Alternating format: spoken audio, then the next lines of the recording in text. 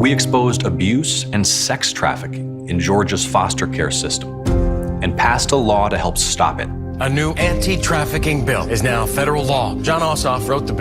Anti-everything, the new anti-trafficking law, anti-Asian bill, anti-Semitic, anti-everybody, but an anti-black trafficking law. Matter of fact, I got something to show from IG or why we need an anti-black bill, but if only 2 people out of 50 million is promote or propagating it, it ain't gonna happen.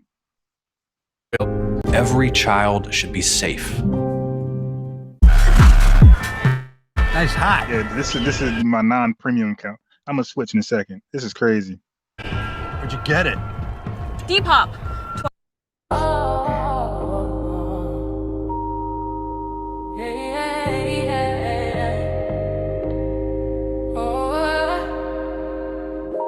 They don't like us, they don't like us, they don't like lookalikes, they don't like us, they don't like us, they don't like us, they don't like lookalikes, they don't like us, they don't like us, they don't like us, they don't like lookalikes, they don't like us, they don't like us, they don't like us, they don't like lookalikes, they don't like us.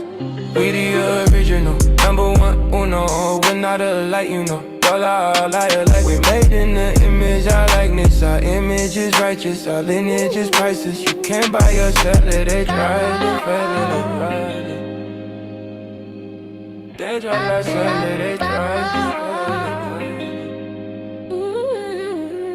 it. They not like us, they don't like us, they don't like lookalikes, they don't like us, they don't like us, they don't like us, they don't like lookalikes, they don't like us. They don't like us. They don't like us.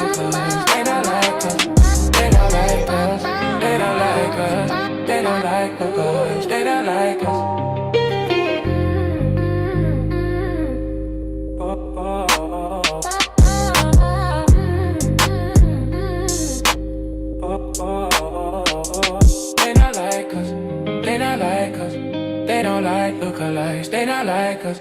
They don't like us. They don't like us. They don't like lookalikes. They don't like us. They don't like us. They don't like us. They don't like lookalikes. They don't like us. They don't like us. They don't like us. They don't like lookalikes. They don't like us.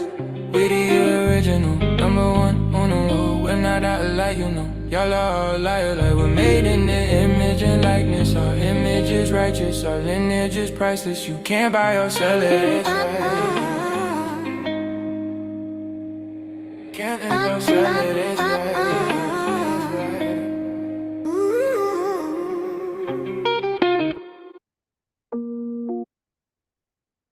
And there was a video of a rapper, what's her name? Mona Leo, I think that's her name. And somebody called in talking about her the other day. Now this sister, I forgot which city she's from, but she did a video. She did a song called, was it Sexy Salon? Something like that. It was, I know it was Salon something. It was, I think it was Sexy Salon. Now Salon, that's a term that our brother Marak and a couple other brothers who are in here, they've created that term, and it means the same thing as foundational Black American. It's the same thing. And that's actually a very good thing that we use different terms to describe the same thing. Strategically, that's a very smart thing to do, ladies and gentlemen. We should have the ability to use different terms to describe the same thing. Yeah? Because when you do that, that prevents targeted suppression of a single term. See, if you have a Renaissance movement and it just relies on one label, that's cool, but sometimes it can be easier for the media, tech platforms, political groups to try to target, censor, or do some algorithmic suppression of that term. So a lot of times multiple interchangeable terms, sometimes that allows the movement to evade some type of digital censorship if it happens. And also, it kind of protects to a certain degree from too much co-opting and too much delusion. Like the dominant society, they try to co-opt the term having multiple alternatives. That allows the community to kind of pivot quickly and preserve the original message. So the ability to switch terms when need be in certain settings, that's a linguistic self-defense mechanism. So we've got to learn how to be very smart and strategic with the words we use. Like foundational Black American, Solon, descendant of slaves, freedmen, these are all the same terms. I mean, it means all the same thing. It's supposed to mean the same thing. It all means the same thing. It means people who are from non-immigrant backgrounds. And the thing is, in different settings, like if you're in a court setting and we're talking about certain tangibles, we would use the term freedman because there's already a legal federal precedent for that term. We already have the Freedmen's Bureau. So we would use that term so that the white supremacists won't circle back and say, hey, you're making a program based on race. No.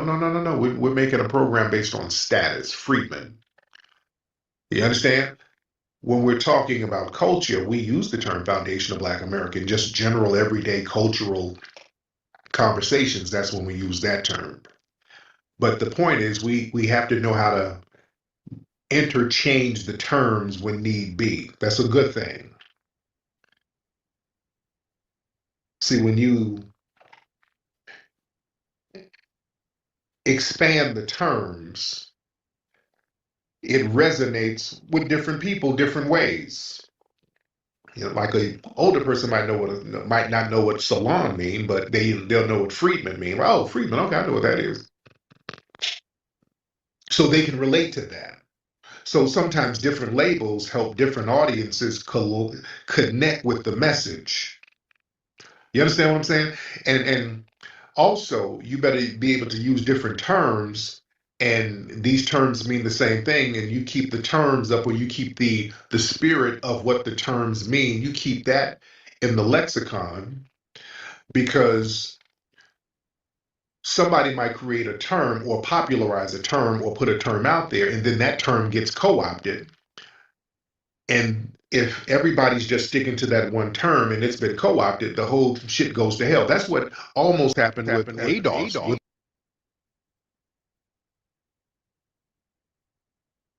Watch the FIFA World Cup 2026 live on Fox with YouTube TV. These damn or ads, on Fox man. 1. Facts over feelings. Brand new, exclusive. Facts over feeling. Unbiased Ron. Facts over feelings. Teaching the truth to the youth and Black children. 50 million blacks with 50 million facts. Facts over feelings. Facts over feelings. Teaching the truth to the youth and Black children. 50 million blacks with 50 million facts. Facts over feelings. Facts over feelings. Teaching the truth to the youth and Black children. 50 million blacks with 50 million facts. Facts over feelings. Facts over feelings. Teaching the truth to the youth and Black children. 50 million blacks with 50 million facts. Facts over feelings. Teaching the truth to the youth and Black children. 50 million blacks with 50 million facts.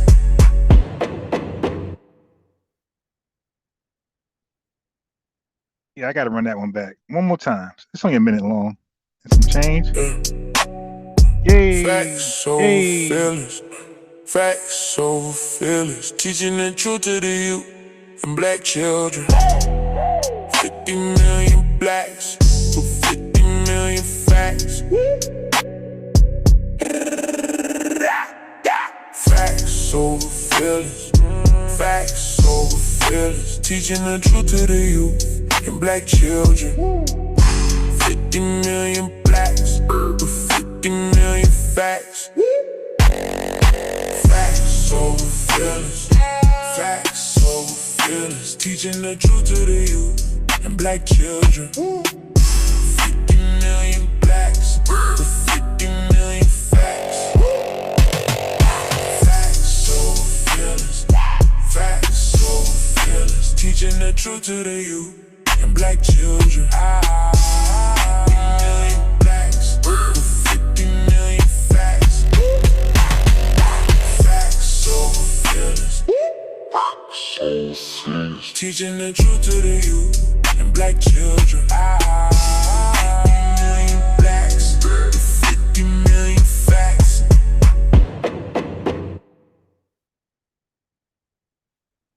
Okay. Hold on. Let me find this guy. Is a bunch. Respond to a Facebook post. When these trolls. Another guy named Kwame. Y'all know Revenue. Social media name is Kwame. So here's another Kwame. Okay, that was a bunch of.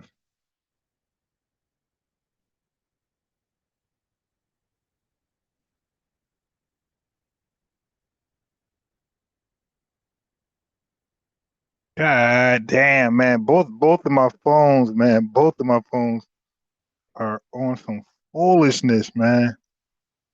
Both screens are cracked, and it's like hard to type on both. Ah, damn. Okay, native.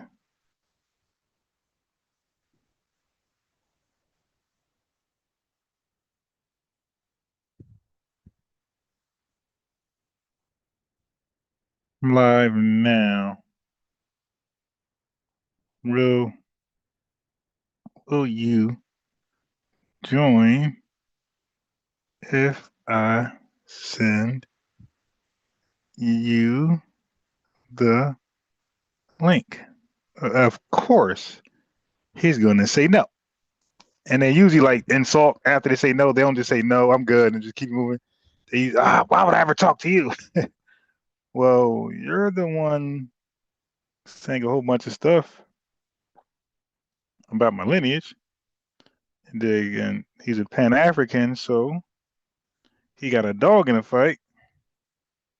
And another guy, I'm trying to get another guy to come on who was talking that Garvey stuff. Okay. So I highly doubt if any of these guys, like, they normally just troll online.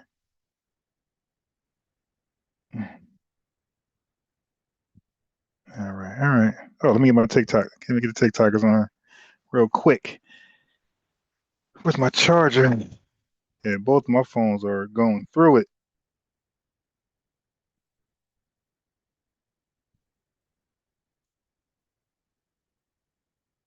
$50 million black.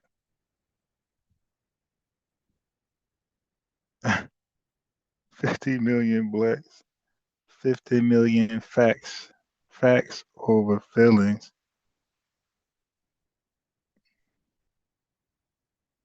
Teaching the truth to the youth and black children. Hey, I ain't gonna lie, y'all. That song is a little bop. That's a little bop. I ain't gonna lie. Listen to these TikTok folks up in here. These TikToxic folks. Okay. Phone is like going nuts. God damn. Okay. Gotta get two phones, man. I do not want to buy no damn two phones. Well, I'm gonna get this. My phone I can get fixed for like $60. The other phone is a rat. And right now, it just be doing its own thing. Like right now, it be going through apps. Right now, it's not calling nobody yet. I'm happy for that.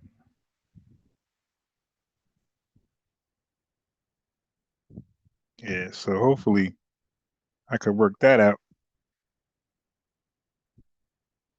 So maybe under $200, both phones. Get a new cheap Android for about $100 and get this one fixed, and I should be okay after that. And then my backup phone ain't got to be cute. Just able not to go crazy when I'm on TikTok. Man, where's my charger? Yeah. Yeah, so I was pointing out, right? I have a bunch of, I mean, most of us deal with of the lineage that's going to deal with friends, relatives that are super liberal, right? And they will gaslight you sometimes on purpose, sometimes not. So I got one guy who claims he ain't political. Well, both parties are saying, but he's always talking about Trump. I've never heard him criticize Obama or Biden, but they all the same. I don't do no politics. Okay, they all the same, but everything's about Trump. So as I've done before, when I talk to people who are so pro Democrat, but have conservative values, and so when you try to explain that, they chimp out. When you try to explain I'm talking about the person I'm speaking to, and some folks all you got to say, well, if you're so Democrat, then why do you have so many conservative values? And then when they be like, what do you mean? Say this. Do you believe, and now just ask them this to expose their double standard, their hypocrisy. Hey, do you believe in pro-choice or pro-life? Especially if they men. Oh, this is going to work every time. What do you mean? So just explain what pro-life versus pro-choice. And I guarantee you that same guy who's so democratic, right? So liberal, he's going to say pro-life. He's going to be against pro-choice. That's the first one. Secondly, ask him how you feel about welfare. He's going to be against welfare. All right. All right. These are the fools. Okay. Then ask him. So he's going to be, these fake Democrat Black American men have conservative values, but they're in denial. Now, if they don't chimp out on you, they'll sit there and they'll answer the questions honestly. So you ask them, how you feel about pro-life, pro-choice. They're going to say pro-life, conservative value. Ask them about welfare. How you feel about welfare? They're going to be against it, conservative value. Ask them about immigration, conservative value. They're going to be against it. All right. Ask them about like marriage and divorce, things like that. You're going to see they are conservative in every which way except for confession. You're going to see these guys, especially the men, they're going to be conservative in every which way except for just confession. It's like, dude, like you got conservative values, and that don't mean you are conservative, but you damn sure far from a liberal. You're further from a liberal. That's a fact. So anyway, so when it comes to politics, conservatives are more tight on immigration, and they prefer highly selected immigrants from other countries. Although they do sign off to some humanitarian immigrants only because that's to save face for the country. So they'll sign off, but they have tight mechanisms to address which humanitarians come into the countries and which don't. Liberals, on the other hand, they and the conservatives are anti undocumented immigrants almost exclusively.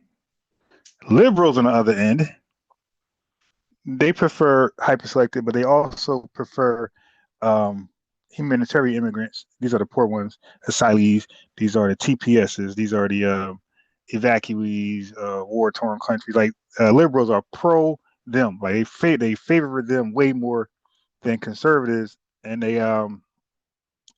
don't want the tight mechanism to see who can come in. Like, so the filtering system of which poor immigrants come in, right? The Republicans' filter system is more tight knit. The liberals are more loose. Like they kind of like just come. I just said that Republicans are almost exclusively anti-illegal immigration. Liberals are almost inclusively pro-illegal undocumented immigration. These are the dichotomies dealing with these guys. Okay, or the different how they're night and day. So when you're a Black American and you're complaining about people in your neighborhood from foreign countries who are pretty much, from poor foreign countries who will not assimilate to the American life, they bring their poverty mentality with them and kind of like live in the city like that. That's not going to be comfortable for any American. And Black Americans has been vocal amongst Black Americans, even the liberal ones, about the influx of immigrants, whether legal or illegal or temporary stay, doesn't matter. Because it's like, again, they refuse to assimilate. They're going to bring the flag, they're going to bring all their customs from their homeland, they're going to make your city little, whatever. So anybody who's living there, that type of change are going to be uncomfortable. Then the jobs start to swing their way, right? Resources split or favor them more. So so the average Black American has an issue with that, liberal or conservative, but the liberals just won't be vocal outside of their immediate circles because they think that's conceding to the Republican Party, which is goofy. Okay. So low key, they agree with the strict filtering system of the Republican agenda as far as letting immigrants in, legal or illegal. We're talking about the humanitarian ones only.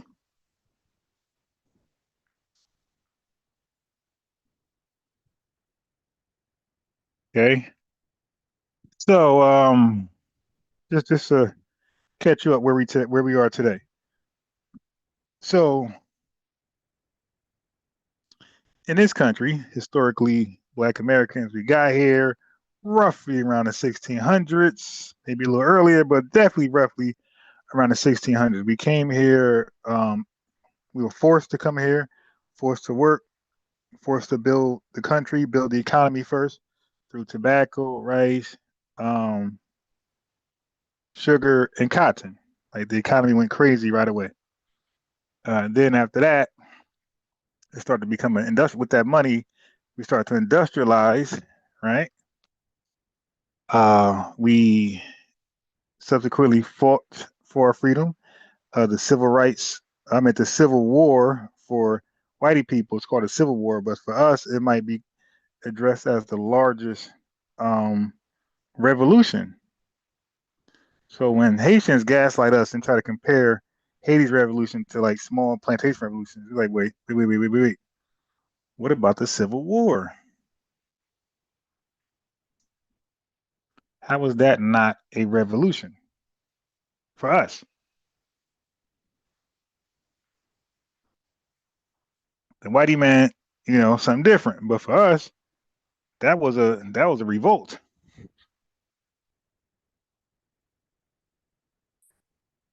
White Iberian. I really don't want to talk to you, man. I don't feel like being gaslit today.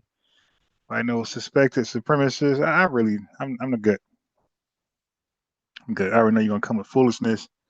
Because I know a lot of you white people be chimping out and can't handle an intellectual conversation. Then this topic ain't even about you anyway.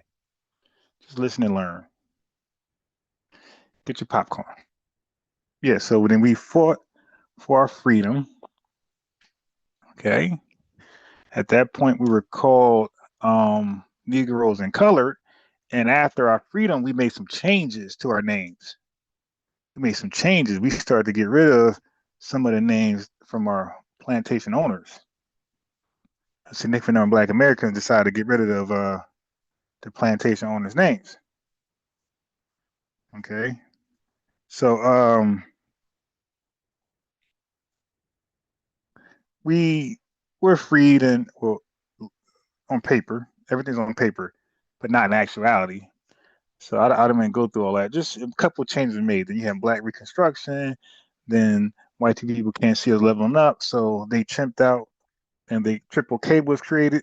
The three Ks were created, and they decided to, with the large numbers, um, go to war with us and go to WAR. Excuse me, TikTok shop. I love you.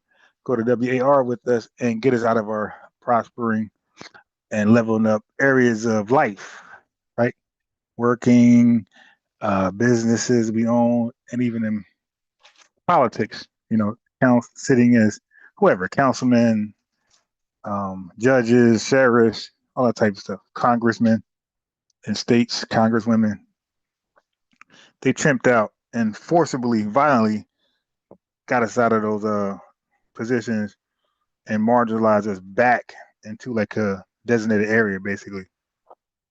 And then from there, a lot of racism carried on, and then it became systematic, right? So now you had state laws that pretty much sided with the triple K way of thinking for Black Americans who at that point predominantly resided in southern states. Then they called us the hard ER. You dig? Hard ER, Negro to hard ER. So, lo and behold, we had enough. They undermined all of our business districts. If they weren't undermined, they were completely sabotaged, blown apart, burned down, and then we fought this time. You can say like a Cold War, which is this with the civil rights fight, and we didn't want to be whitey man's property, so we finished the job. Remember, I said upon being freed from slavery, either Emancipation Proclamation and Juneteenth. I'm saying Juneteenth as the end all. I was like December 18th. No, not Juneteenth. Yeah, Juneteenth, December 18th. Was that December 18th? No. I'm sorry. I'm thinking about not Juneteenth. Juneteenth was Juneteenth. I'm saying December 18th was the official 13th Amendment. There we go. I mixed them up. December 18th, 1865 was the official 13th Amendment where slavery was abolished officially. December 18th by Congress in this country or whatever. 1865, December 18th.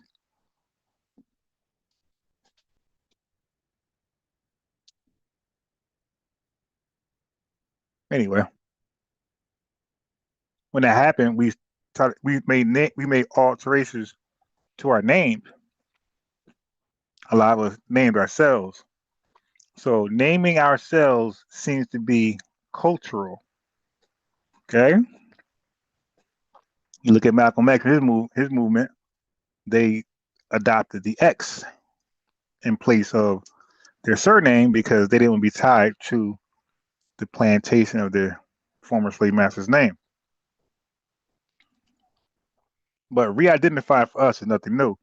So when foreigners see that we're delineating and coming up with various terminologies to be the term to identify the lineage, foreigners don't understand that. This has been going on since at least 1865. They also won't consider that we are probably the only people of the diaspora in all of Africa who live with white people as the minority. Everybody, everywhere else, white people occupied their land and made it a colony or subjected to whitey man rule. In America, this was the land that they had us build a fast economy, and from there industrialize, and we helped that with the coal mines, steel mills, and the railroads. The railroads. We literally built the economy and the foundation of this country.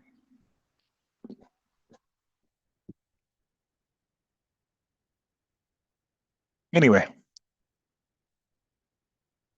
as the civil rights was building up, we decided to finish the job that started with Booker T. Washington, those guys that wanted to erase the white man's slave name. And we said, not only are we going to change our real name, but we're going to change we're going to add an ethnicity because we were just called by racial categories, Negro and colored. So we said, well, we're going to get rid of that too. And we will collectively, because individually we could change our name or not, but collectively we're going to make the name change. And we're going to call ourselves BLACK. And history records that as we being the only people on earth to name ourselves collectively, nationally, Black. We didn't name ourselves something that can translate into Black or transliterate to Black. We named ourselves the actual word Black. Okay? Black, the last time I checked, 5-letter words, starting with B, ending with K.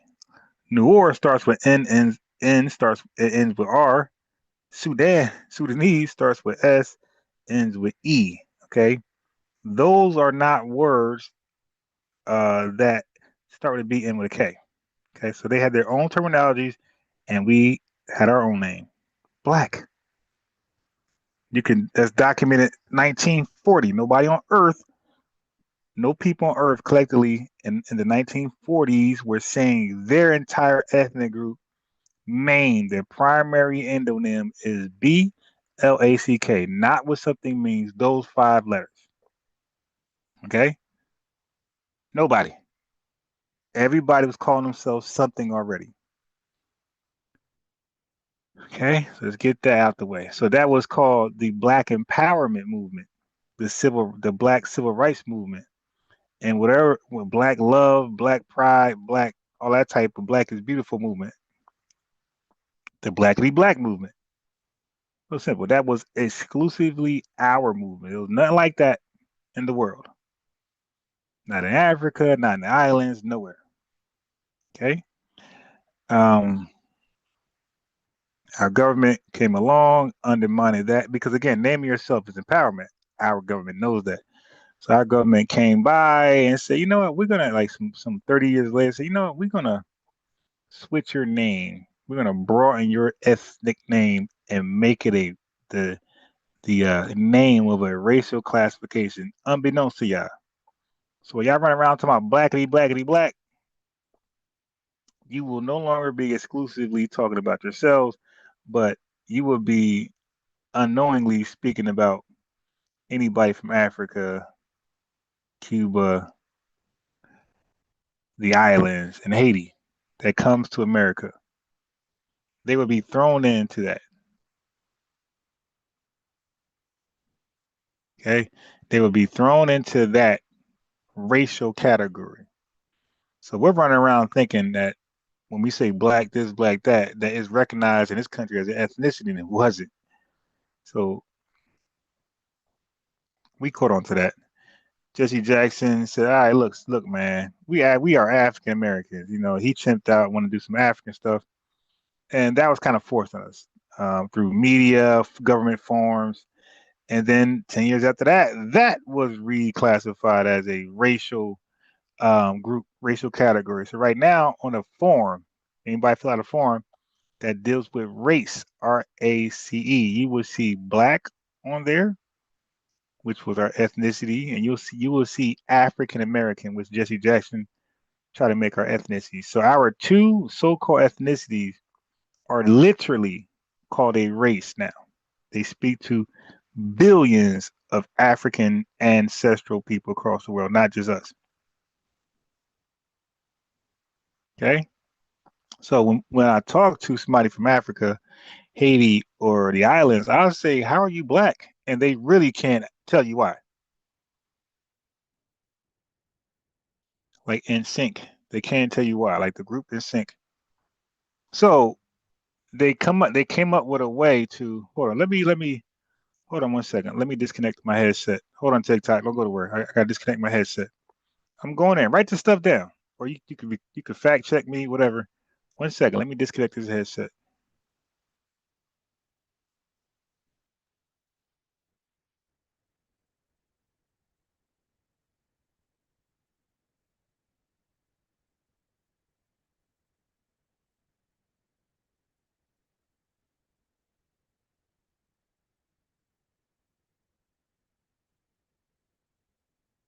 Yeah, so fact check it. Everything is accurate. Okay.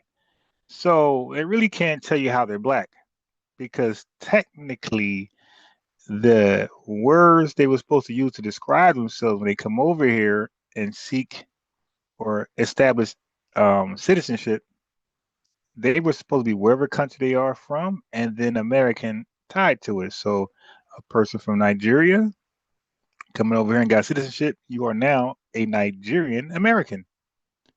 Cuba, right? Aren't they now Cuban Americans? They're not automatically, they're not just black all of a sudden. If a Cuban gets citizenship here, that Cuban is Cuban American. If that Puerto Rican gets citizenship, he's Puerto Rican American. If that Mexican gets citizenship over here, that Mexican, she is Mexican American, and the Iranian, the person from Israel, Israeli, all that stuff, all of those guys, Egypt, the Egyptian, Libya, if they from Liberia, they live Liberian Americans. When did people just become black? Because they got like your birth, like how's that happen? You get citizenship, now you're black. No, you are whatever country you're from plus you're Ghanaian Americans. Okay, so we like, how did this happen, and when did it happen, and who encouraged this bad practice of stolen identity? Like that's literally stealing. But then they would come here and say they are Black American, but fly the flag of their country. So we scratch our head like, wait a minute, I thought you were Black American. Oh, I am, because technically I'm classified by your government in the group called Black, and I got American citizenship. It's like, yeah, but the racial group was not there to identify you or re-identify you. It was there to just classify you in a group with people with identities. And you have an identity and you're Nigerian. So you're just Nigerian American who's classified as black when it comes to race, which ain't your daily social life. It's only in government forms and censuses, things like that. But your regular life, race don't play out in our regular daily lives. We don't use race for nothing. You dig? So they'll say, well, hell, man, I'm categorized as black as in my race. So Black American. So you ain't gonna. So you just Black American. You ain't no longer Jamaican, Nigerian, Haitian American. You just Black American. All right. Well, here, take this Black American heritage flag and fly this. No, sure. I'm gonna fly my Jamaican and Haitian and Nigerian flag. So you're really just Nigerian American and cosplaying as one of us. You got it. Copy. We got to delineate. That's pretty much what the conversation. And then the easy solution was we got to delineate.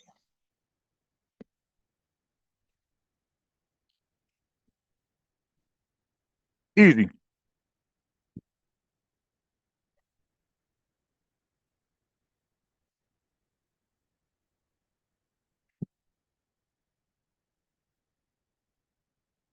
So delineation is common sense. All right. If you want to be visible on this planet, if you want to be invisible, then you will ignore it. You will ignore it. But again, delineation is common sense to a people who wants to be known, wants to be seen, wants to be addressed specifically and exclusively. That's a common sense action. And I'm gonna give you some other historical delineating actions from people who went through their own ethnogenesis and said, I'm no longer like the people I left. We are this new people, and guess what? In their country, they are recognized as the new people. Their ethnogenesis is respected. And they were allowed to rename themselves. a name that speaks to them outside of the people where they came from. Okay,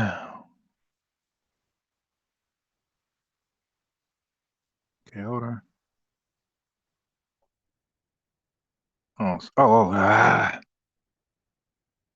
No. How do I get out of this? All right. I want to see if that guy from Facebook is going to accept my invitation.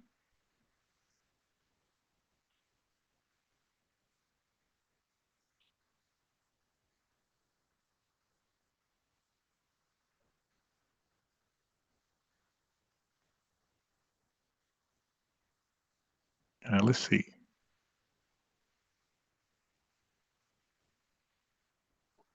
All right. Well, somebody did.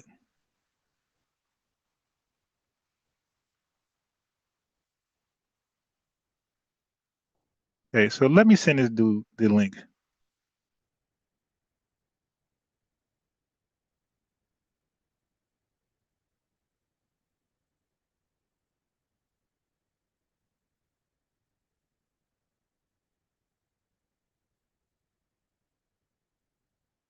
I'm live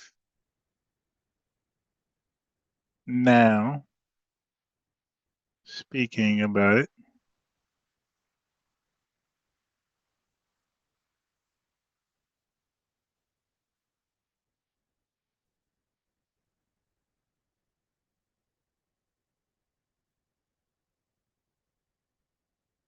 And ask any questions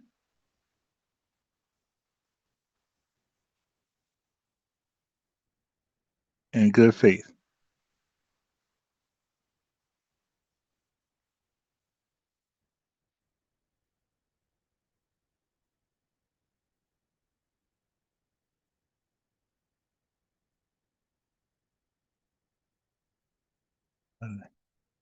Yes.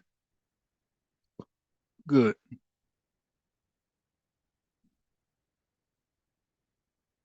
All right. So I sent him the link. His question was, and where did this ethnicity originate from? Now he has like a French little name. I think it's French, but it could be anywhere. So again, like you only find foreigners who are really upset with us making our ethnicity known before the world. It's like really weird. So let's see if he comes, and let's see if he's professional, mature, and disciplined, or is he going to chimp out when he realized that delineation makes all the sense? That's the thing what pisses them off the most. Excuse me, TikTok shop.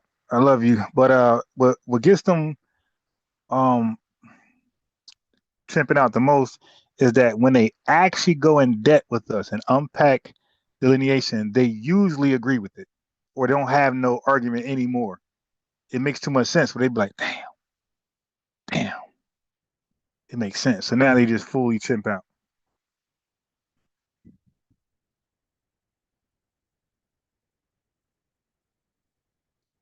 Okay, so I wanted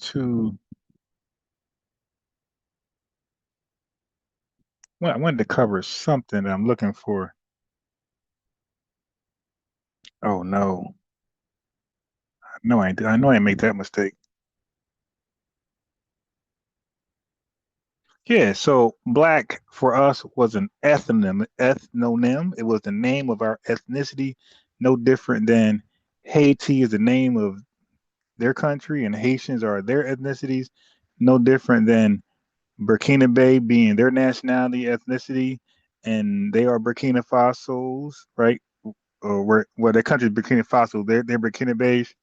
No different than Kwame Nkrumah saying, "Hey, going forward, this is no longer the Gold Coast. This is called um, Ghana, and we're Ghanaians." Like, why they're allowed to do that, but we're not allowed to say, going forward, we're not just a generic African. Going forward, we are black. It is as our ethnicity. Why we can't do that? We're not a Negro in color going forward. We're just black. Why everybody can make that change and make that declaration, that proclamation, but us? That is the gaslight. Okay, that's what I'm talking about. That's the gaslight we're talking about. It's okay for everybody but us to identify with an ethnicity that is exclusive and only designated for you. And some of us got speculations that people do that because they want to keep us fair play, where people can cosplay as us when they want and then leave and come back and cosplay and leave. Resources and tangibles. Like that's what some of us conclude. Because why would that be any of your concern of what we call ourselves? But we know why. It's because what we're labeled now as is racial all catch-all terminology, a lot of tangibles go towards that catch-all name because we're in that. Once we get out of that and says, hey, we want something just for the lineage, obviously your handout is over. So if I'm wrong, click the link. Let's talk about it. Why did it do that? Why did it? 1 second.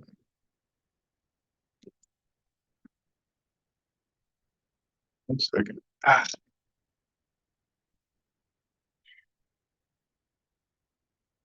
Okay, let's see. Let's make sure it don't kick me off. I got to get this screen back. So YouTube, hold on 1 second. I got to get the screen back.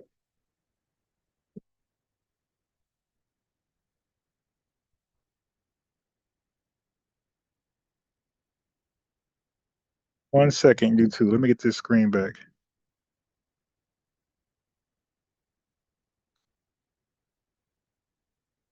Yeah, so let's see if Buddy would join. Like usually the Facebook guys, those guys, they really never join. They just are really used to just clout chasing on and starting trouble, being toxic on Facebook. But they never really join, to have a discussion. Also, I came across what is this? I came across a Haitian who was wearing a shirt, a screenshot that said, "I'm so Haitian." It's like, but we say we're so black, so FBA, so ADOS, so Freeman, so Salon. I would say we're starting a diasporic war. WAR. TikTok, shop, I love you. If we was to wear shirts that said, "I'm so FBA, I'm so ADOS, I'm so Friedman, I'm so Salon," you guys would say we are starting a diaspora war. So then the question becomes, why are you allowed to delineate with a shirt that says, "I'm so Haitian"? Now, if you look at him without that shirt, you really couldn't tell what he was. You would assume some things, but you really couldn't tell. But he made it known, I'm not none of them. You dig? I'm delineating with this shirt. When you see me, you're seeing a Haitian man. You're not seeing a lineage Black American. You're not seeing a Jamaican man or somebody from Africa or a Cuban. You're looking at a Haitian because I'm so Haitian. I'm gonna put that in my community post. I thought that was just so interesting. Like, look at these gaslighters. This guy, and they have no issue with that. Nobody's in his comment section saying, "Yo, you're divisive. You're starting a diaspora war," because he's proud to be Haitian.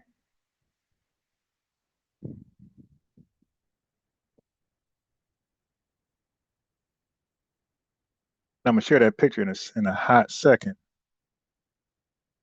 Really hot second. Okay. So I got that up. I got that up. I got that up. All right, cool. All right, so let me share this picture. So TikTok ain't gonna be able to see it, but I'm on YouTube as well. So the YouTubers will be able to see it. For sure, for sure. Let me just right there, right there, right there. Okay, here you go, TikTokers. What was all that? Hold on. I got a lot of unnecessary stuff in here.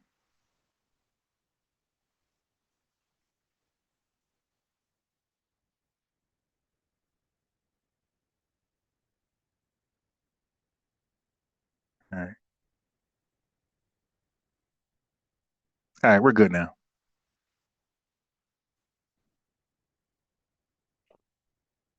And he was live. His video was not bad. He had like a good video, but it's like the gaslight is so real. Look at this.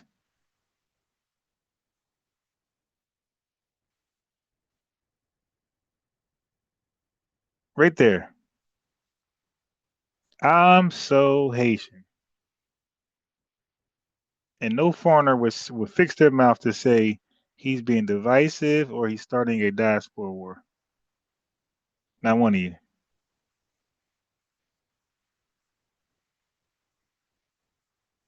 Not one of you.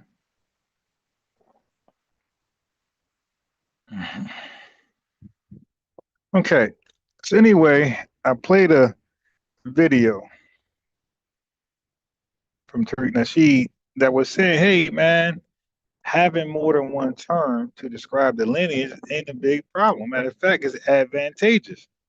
By doing that, you overcome the ability to be labeled as a HATE group with the one identifying term. When it's several, it's like, well, which group is the HATE group? Because we got a couple names out here that defines us.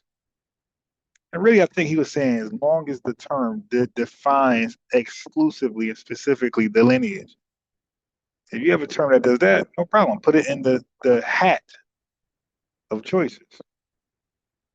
Okay. So now the right to name yourself in linguistics is called an endonym, right? Endos means inside, onym means people, inside name. And most ethnicities, most ethnic groups, most nations, most of them name themselves. Right? It ain't normal for folks around naming you. Okay, but when that happens, it's usually by your oppressor, whether it's the Arabs during that time or the whitey man during the whitey man's rule. But when an outsider names you something, that is called a exonym. Exos. E-X-O-S. Exos. Outside onym name. Outside name. So obviously, if I ask which is better, which is more respectful, which is more likely to happen, you name yourself or you wait from an oppressor come name you. It looks like when an oppressor names people, people already got names. They already got endonyms. The oppressor ignores that and they give you an exonym, like Negro, color, things like that. Indian. Now I want to say this. Did y'all know we always knew the Eskimos as Eskimos? Did y'all know that is a highly offensive word to them? Did y'all know Eskimo is a highly offensive word to those people to describe them, to call them, to acknowledge them, to identify them? They think that's highly disrespectful. That is an exonym that was given to them by the people who didn't respect them at all and cause violence toward them. They are called the Inuits, I-N-U-I-T. As a people, they call Inuit, and as an individual, they call Inuk, I-N-U-K. They highly reject and despise the term Eskimo, the exonym Eskimo. They reject it. But today, we would ignorantly refer to them as Eskimos without knowing the context that they really, really despise that word. Okay, so y'all might have heard me talk about Castle Garden. And, because people are more so aware of Ellis Island. Well, Castle Garden was Ellis Island before Ellis Island. So Castle Garden, it operated around 1855 to 1890. Okay, but that was also New York, right? It was America's first official immigrant processing center. At that time, most of the immigrants were Haitians, Jamaicans, Nigerians. No. All right, they would love to hear that. In 1855 to 1890, those immigrants who came via Castle Garden were Irish, German, Scandinavian, and obviously 1890s after 1882. So with the 1882 Chinese Exclusion Act, we know Chinese people were here. Okay, but this was largely before the huge southern eastern European migration wave. Because I told you guys, you didn't know this until people tuned in over here where I'm at, Ron, that YTP, all YT people wasn't all skin folk white people were not all kin folk white people. They did not allow Southern and Eastern Europeans in this country like that. Okay. So Castle Garden handled immigrants like the Irish dealing with their potato famine, the German revolutions, 1848, and you know.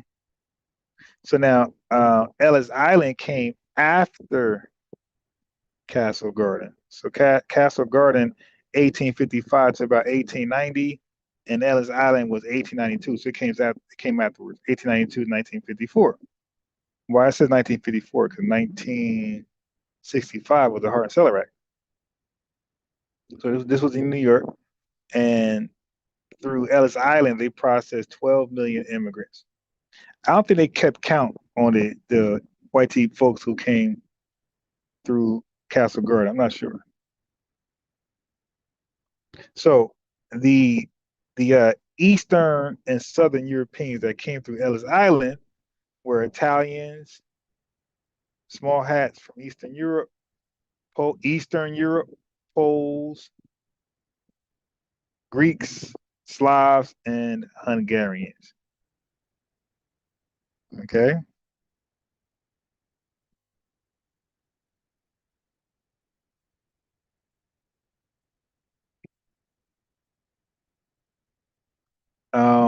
Yeah. So a lot of those first wave immigrants through Castle Garden, they have an issue with tracing their lineage.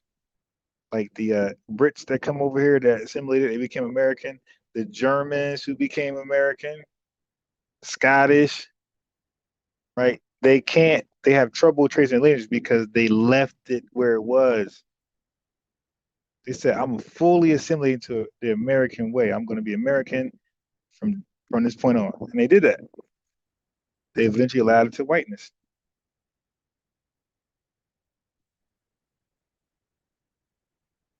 And a lot of them changed their names.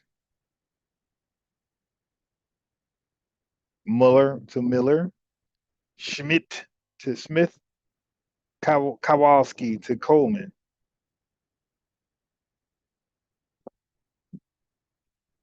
You see?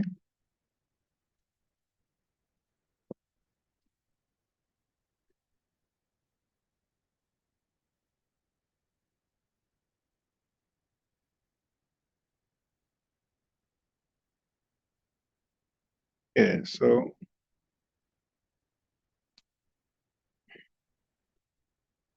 I want to throw that out there because folks use Ellis Island to cover all European immigrants. Like, wait, no. This was more so for the immigrants the European immigrants they did not allow in the first time.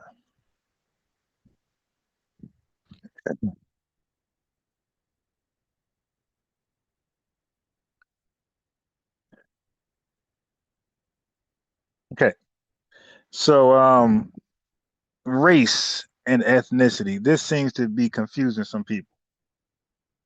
Okay, so in the United States, black is primarily treated as a racial category. This is unbeknownst to a lot of black Americans, lineage black Americans, because we came up with black to define and describe our specific ethnogenesis in this country. That was just speaking of black Americans only. So when this became a racial category, we're like, wait, what? Who? Who's involved? So people, black is now as a race. So they say they rely on phenotype and other stuff. That's how they determine what it is.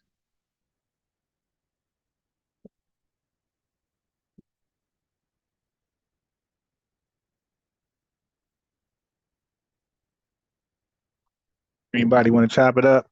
You can click the link on Zoom. You know, I got some stuff to go cover, so don't be too dominant on the conversation. Anybody from TikTok can invite themselves up. Talk about it. So, what am I saying in plain English before I carry on? I'm saying that the only people who can really call themselves Black as an identity, ethnicity, are Black Americans, lineage Black Americans, not folks from Africa, the island of Haiti. Like, for them to call themselves Black, like they are doing so much reaching. It's like go gadget. It's like, dude, to call yourself Black, you gotta reach that far. But to call yourself where you're really from, Haitian, it's so easy. Why would you reach past your homeland to call yourself one of us?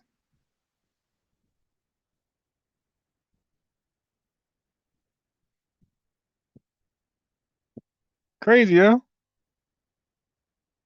Like, so you're gonna skip past Nigeria and say you're a Black American, not a Nigerian American. You're gonna skip past Haiti, that big old island, tens of millions of folks over there. You're gonna skip past that and say, no, I'm a Black American. Speaking of Haiti, got the Haitian flag, all that stuff. But they're just simply a Black American. Like, okay, the cosplay is real. So this is what I think most likely happened. I think that they know we are native Black Americans, right? And when they come to this country and they select a box on a form to describe their racial identity, or racial classification, they will see Black there, and they are told they can check that box. So they're like, really? I'm Black and I'm American. Oh, I'm Black American, and that's what happened.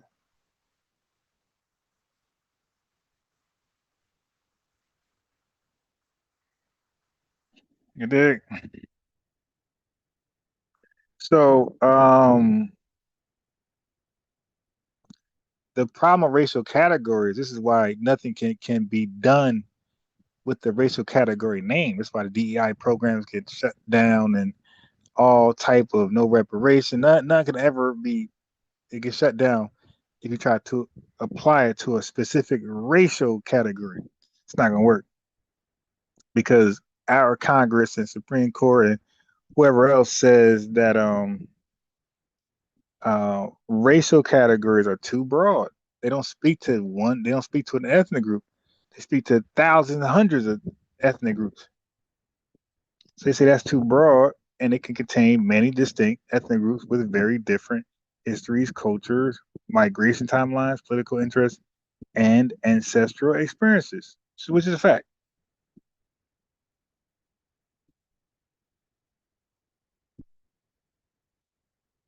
So taking our identity and leasing it to everybody else is OD. OD. Okay. Um, so what does delineate actually mean? People use the word. I had a so-called FBA guy come on here, and I asked him, what does it mean when we say we're going to delineate? I was proving a point. I was saying how some people treat the delineation movement as a like club, like an organization. I say, you guys is out here just doing what you want to do. Don't know, and you just in the way or with the coattail, but you're not really trying to understand what we're saying. Well, I know what we're saying. I said, what is delineate? My man said, it means to separate. I said, bro, you sound just like one of them. Like, that's who taught you? You're like, bro, you sure you FBA? That's what they say. Listen, delineate. Latin word. De, completely, linear line, a complete line. Okay? It's look. And that's not a straight line. It's to draw lines around something. Okay? So it's not separating. That's just um, being clear on what you're defining. That's distinguishing. That's marking boundaries. Is to specify an identity or a scope. So listen. Delineation means to specify an identity.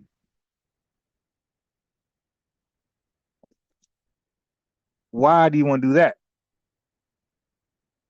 So to delineate a group, it just simply means to identify its boundaries clearly instead of leaving it vague or merged into something broader. That's all.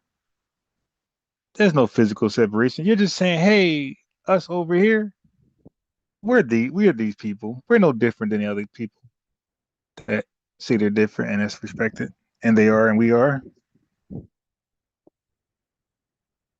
By the way, remember though, I talked about Castle Garden, where immigrants came over here from Northern and Western Europe. And then I talked about Ellis Island, where Eastern and Southern Europeans came over here.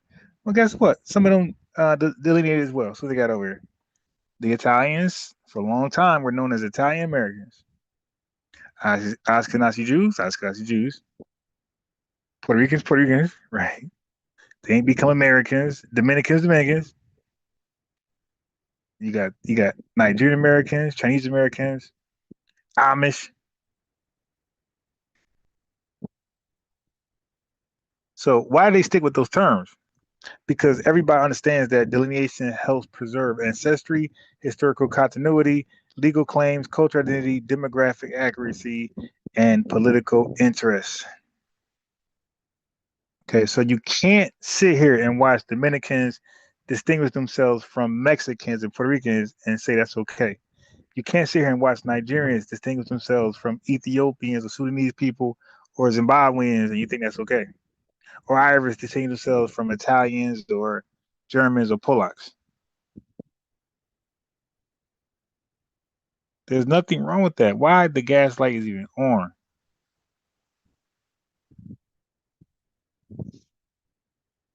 Okay.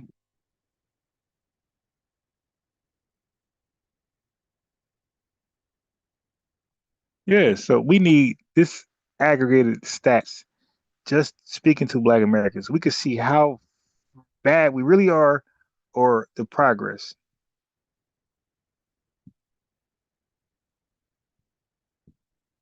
Okay. That shouldn't be a hard thing to conceptualize.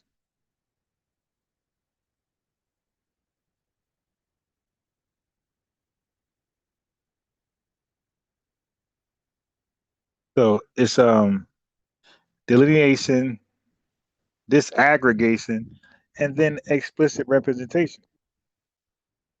Because a catch-all racial category may create situations where institutions claim Black representation, but the representation may not reflect the historical Black American population, specifically as we seen for Harvard.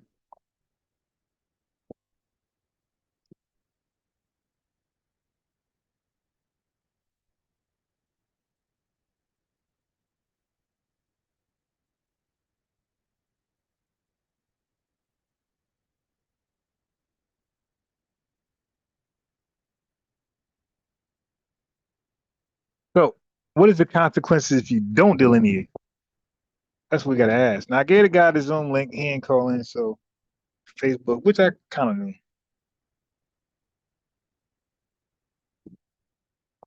So, if you don't delineate, you can face critics of broad racial catch-all categories, arguing several harms can occur.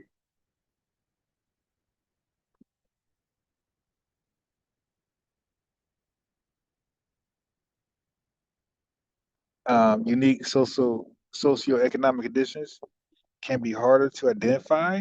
Were you in the way? How about specified policy claims may weaken if the category becomes too broad? You see that? So we want to do right by ourselves.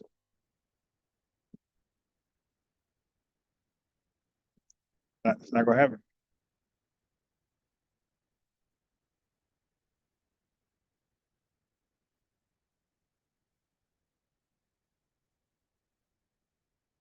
What about historical? What about political dilution and historical erasure? Okay, so a distinct ethnic lineage tied to slavery and segregation may lose visibility. That's why I say we're invisible. So many people come and either gaslight us or don't know.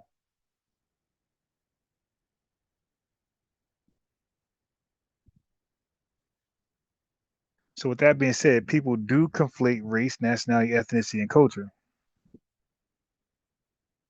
So then you got the problem with people using your name, the misallocation of resources. Programs intended for FBAs may end up broadly distributed across unrelated populations.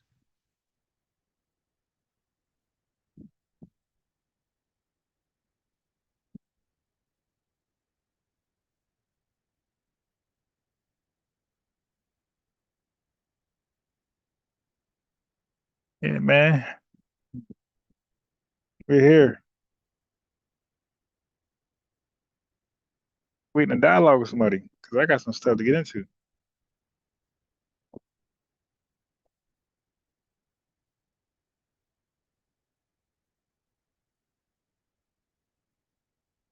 Anybody want to come on?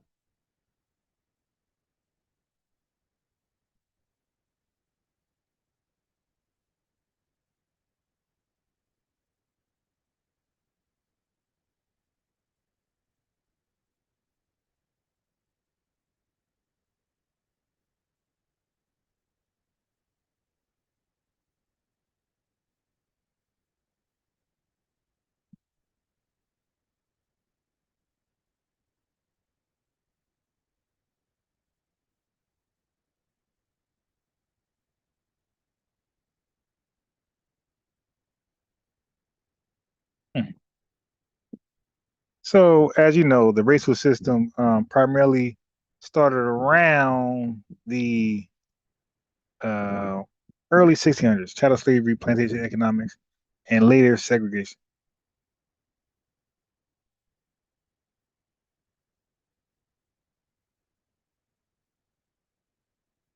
So, some of it is explaining, but some of it is like pinpoint, accurate.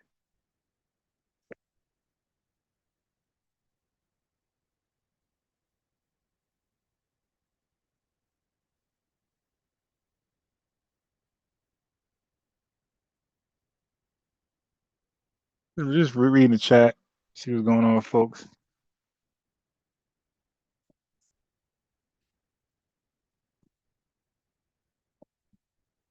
What else we got here? What else we got here?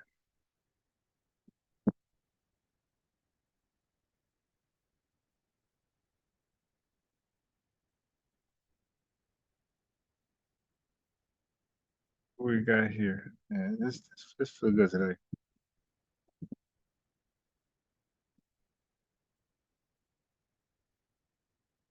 Oop, oop.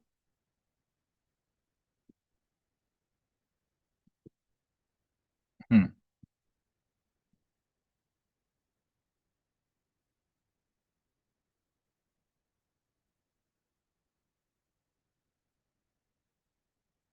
Any volunteers on TikTok?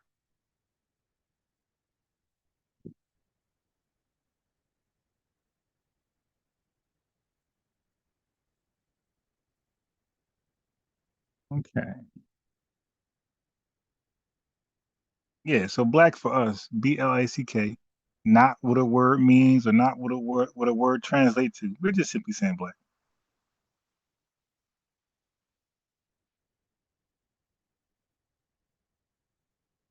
Hmm. Hmm.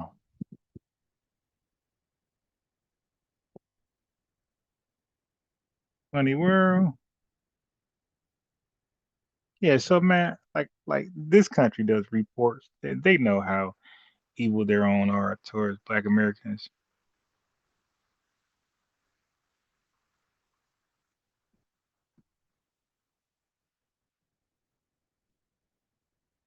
Mm. So Solon uh, describes the same people, same agenda. I'm not sure they got a flag. Is there a Solon flag? I'm not even sure. Freedmen. I think the freedman flag is the American flag. I don't think freedmen, because freedmen's a status. That's something that we were just called. If anybody, that name, well, actually, we called ourselves that first. And then Abraham Lincoln, I believe from my research, he just borrowed what we called ourselves. So if I'm not mistaken, freedman is an endonym. That's something we called ourselves. And that would make sense because Frederick Douglass and a couple scholars in his ear about us.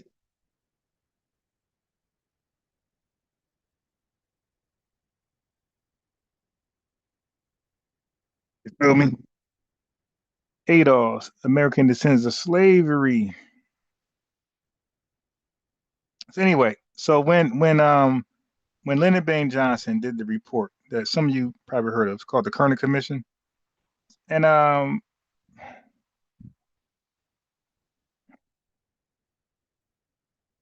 all it did was just point the finger exactly at the culprits. The Kerner Commission pointed the finger at white tea racism and said that is the reason why black people were living at that time in shambles.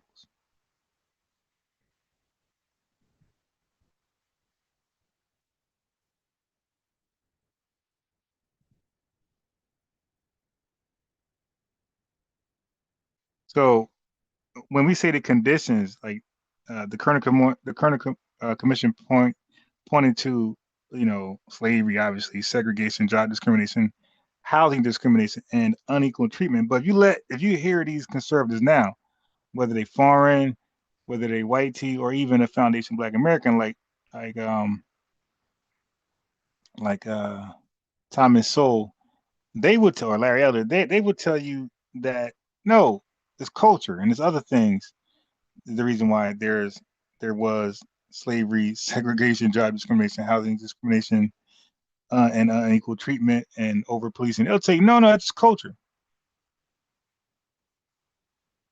Well, the president did his own report, and they came back and they blamed themselves. You dig?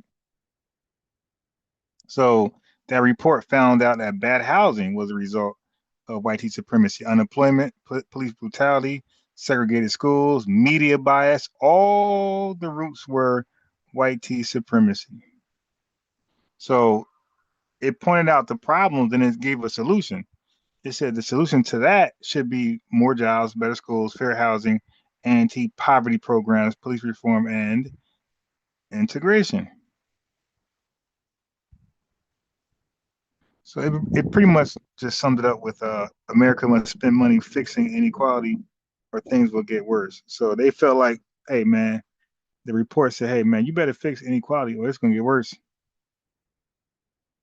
And America did not. Um,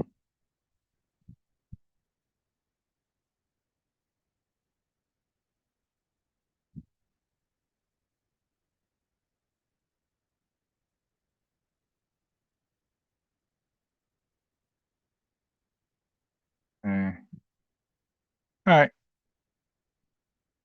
Anyway, so let's get to it. So my screen, you're looking at the word blacks. BLAX. And phonetically, it sounds like I'm saying blacks, like the color black with an S. The plural version, the color black. So I'm a researcher, right? So I was cool with the acronyms that was already available. But when I heard Tariq break down why there should be more terminologies to define the lineage, because you don't want people co-opting and leasing it to other people, like black was leased under our nose to all people that's not of the lineage. I'm like, yeah, let's not just have one or two. Let's just have a few. But I have reasons for this one. And as you notice, the X is like elongated, like it's longer than the BLA, and that's intentional. So TikTok can't see it, but the screen on YouTube, you can see that the X is much longer than the BLA. That's intentional. Okay, but the spelling is the same as blacks. Somebody asked me, said, "Unbiased, is it possible just to spell it like that, but sometimes pronounce it singularly, the color, like the color black, just black?" And at first I said no, then I thought about it. I said, well, only, I say people should only pronounce it in a singular way without the S sounding X if you're showing what you're reading. So then people could say, okay, so I guess this is pronounced black and not always blacks, right? Because you're showing it and letting people know sometimes you might say black but spelled like this, and it's still a delineating term.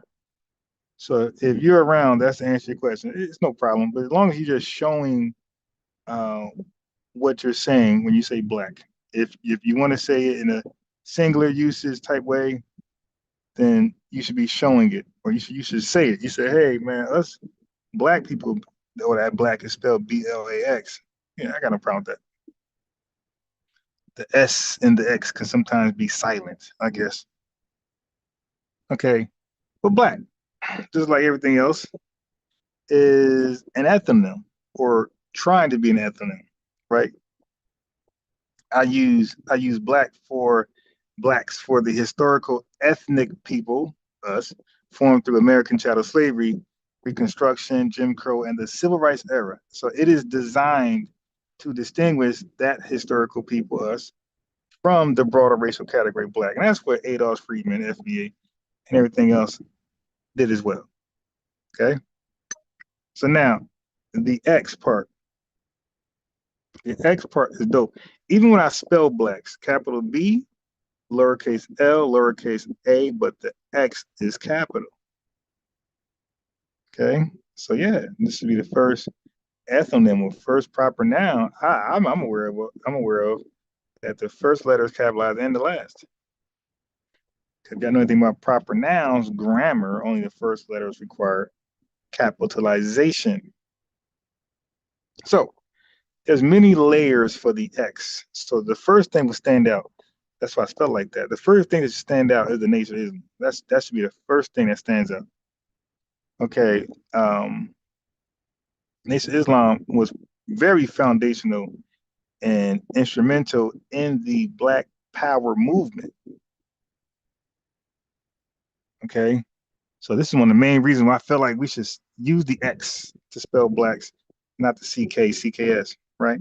So look what the Nation of Islam did. The Nation of Islam transformed the X, right? How we look at X today, it transformed X into one of the most recognized symbols of Black American self-definition. And anybody with an X anywhere near their name, you're gonna associate them with the Nation of Islam. Like that's how powerful that is. Anybody with the name Rob X in any 50 state with Black Americans, they're gonna automatically think Rob X is a Nation of Islam member. That's how powerful they made that X. That's called empowerment. Okay, that's what the white folks don't want us to have, and unfortunately, some skin folk don't want us to have power, as though we're going to oppress them, which is really because they would call the white man the oppressors, but somehow their EIC steps in. I call the EIC the acronym for ethnic inferiority complex. Somehow that steps in, and people just chimp out. Okay, so the X became associated with refusing. Listen with the X definition of Islam. The X became associated with refusing imposed identities or last names. And on top of that, they felt like asserting the right to define oneself or provide your own last name or name yourself. They was big on naming yourself. We don't have to take on the name of the white man. Right? You got a name like Malik El Shabazz, right? Not European at all. So anyway, the way I spell blacks, it honors that tradition of self-definition by Nation of Islam. I just thought the Nation of Islam is too strong of an organization and still around today, and it really put Black Americans on a map in a positive way, leading with Malcolm X. Elijah Muhammad was a founder, but people knew the Nation of Islam through Malcolm X. Okay, and he got the X. Elijah Muhammad name is Elijah Muhammad. There's no X there. Minister Louis Farrakhan's name. His name is the Honorable Minister Louis Farrakhan. There's no X there. So the third biggest name in the Nation of Islam organization is Malcolm X. You got Elijah Muhammad, the Honorable Elijah Muhammad, you got the Honorable Minister Louis Farrakhan, and you have the Honorable Malcolm X. He's the only one with the X. So that's why he like by himself put the X on the map. Okay. So that's why I spell blacks like that. The X represents that. It represents refusing imposed identities.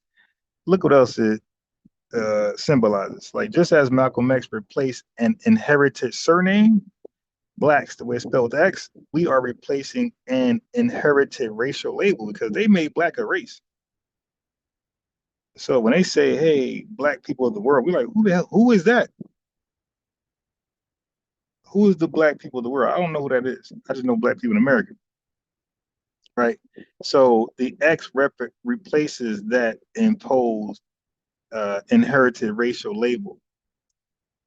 The X literally replaces the CK. So it's carrying a tradition. We're replacing something. The X is needed to replace something, to refuse something. And by putting the X there, not the CK or CKS, it erases the ambiguity of who we speak about when we say blacks. Right now, if you say the blacks, that's anybody in the world with the skin folk. But when you say the blacks with the X, the X X'd out those cosplayers. You dig? So we are only speaking about, or we are only speaking to our native black lineage with the word blacks being spelled with the X. You dig? Now, the X also marks the transition from race to ethnicity. So today, because today's black is a race. It functions as a very broad census race within that category are Nigerians, Jamaicans, Haitians, Ghanaians, Ethiopians, Afro-Brazilians, Black Britons, whatever that is, and us Black Americans. And that ain't right because now you can't demand nothing with that term black in it because it's against the Constitution, which is racial exclusivity and inclusivity. Okay. So we're not trying to redefine what a race is or even try to tell you don't say black because that's going to do too much. So we are just naming one specific people, the lineage, within that racial category. So you want to call the racial category black with a CKX? All right, then we are the blacks in the racial category black, okay, with the X. So the X crosses out imposed identities. Got it? The X crosses out colored, imposed. It crosses out Negro, imposed on us, and it crosses out African. We're not Negro, we're not colored, we're not African. The X crosses out all of that. Okay? The X represents delineation and ethnogenesis. Okay? The X represents delineation and ethnogenesis. So when people say FBA is a cult, FBA is an HATE group, FBA this, FBA that, because they heard some bots or ops or some COINTEL people online with YouTube channels cosplaying as FBA, misrepresenting the brand, the lineage, and making it a SHIT show, and you're upset. Before you condemn somebody for a few goofies actions, you need to talk to folks who got some sense like myself before you chimp out and blame and X out their whole lineage over 3 YouTube channels or 3 TikTok spaces you experienced. So in summary, blacks is an ethnonym created by me to distinguish the historical ethnic people formed through American chattel slavery, and its continuous historical development from the broader racial category Black. The X is a symbolic tribute to the Black American tradition of self-definition inspired by the legacy of Malcolm X and the Nation of Islam's use of the X as a rejection of imposed identities. And the phonetic way to pronounce Blacks is a tribute to everybody that took part in the Black Empowerment movement, who said, "I'm Black and beautiful, I'm Black and proud." Okay. So the X is a tribute to Nation of Islam, their part, the Black Empowerment movement, and the phonetic way to pronounce the word Blacks is a tribute to everybody that took part in the Black Empowerment movement, the Black Civil Rights movement, all that. So in Blacks, the X also signifies delineation, right? The point where a broad racial classification gives way to a specific historical people whose identity was forged through a shared experience of slavery, Reconstruction, Jim Crow, and the Civil Rights Movement in the United States. Is that making more sense now? Now, the way I spell Blacks,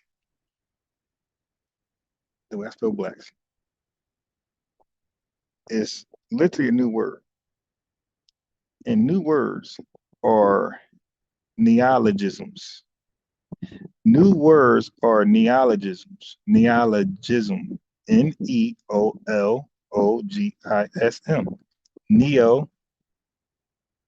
Neologism. Neology is the study. Okay. So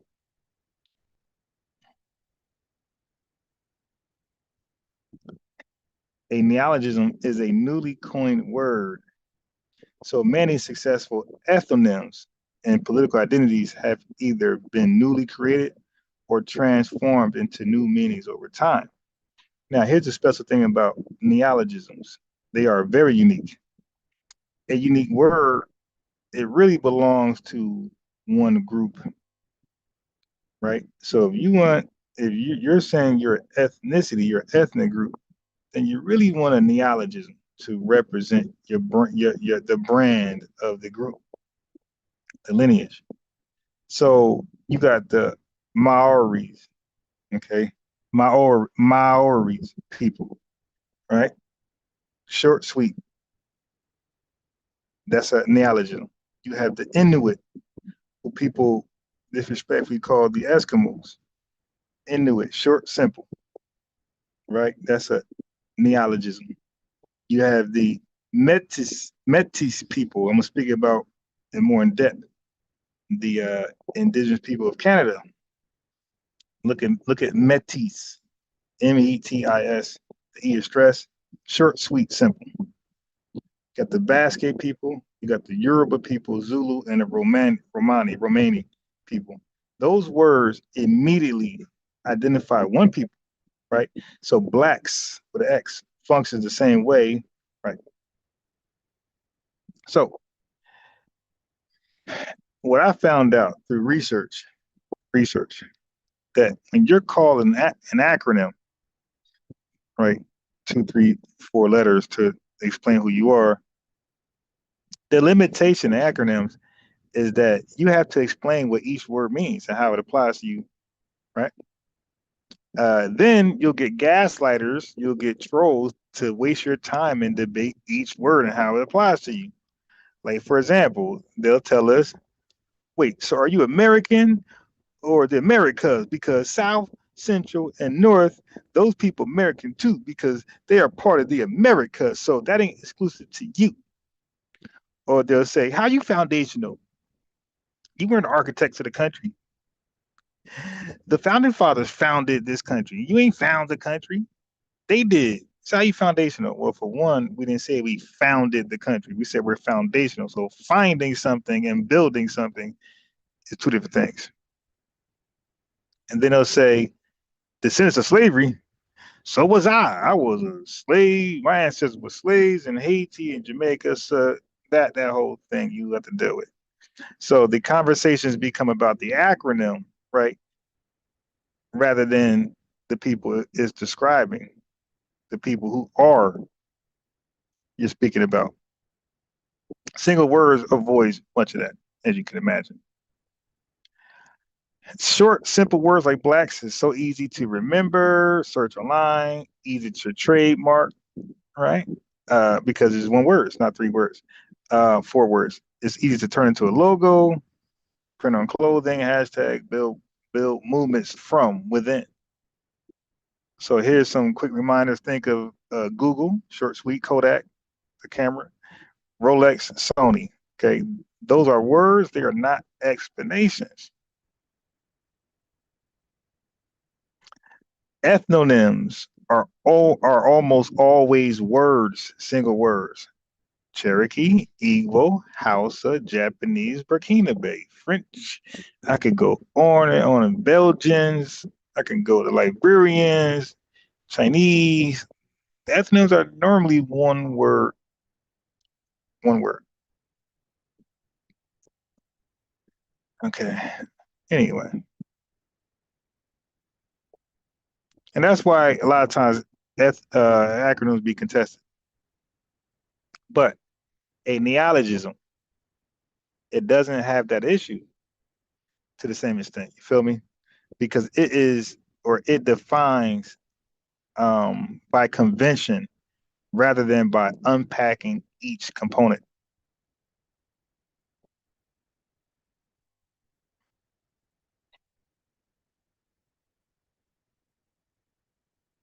Okay. Yeah, and that X in blacks is going to cause a lot of conversation. Like, yo, what's the X about? And that's your moment to shine. Like, yeah, you know the X, you know Malcolm X. All right. So anyway, it stands out. So anyway, blacks can be used as a noun. You could say, I am blacks. Okay, put it back where I cut it. So it you can say I am blacks. It comes off as a proper noun. You can also use it as an adjective. You can use it as blacks history, or you can stick with the black history, BLACK. There's nothing wrong with that. Sticking with the original. You don't have to be anachronistic if you don't want to. You don't have to go back in history and call everything blacks instead of black. You could say free blacks. Blacks Wall Street. It ain't gotta be blacks Wall Street. And that. Or so blacks can be used as a proper noun, singular, adjective, blacks history if you want, the blacks people, American blacks, or it represents the collective. It could be a plural noun as well. The blacks community. So depending on how our community developed the term, because we're gonna do what we do with it anyway. But anyway, so those are the qualities that many successful ethnonyms and brand names share. Overall, a distinctive coined word generally has more long-term branding potential than a multi-word acronym. Just a fact, facts over feelings. So the challenge isn't linguistic, it's social for us, okay? Whether enough people choose to adopt and consistently use the new term.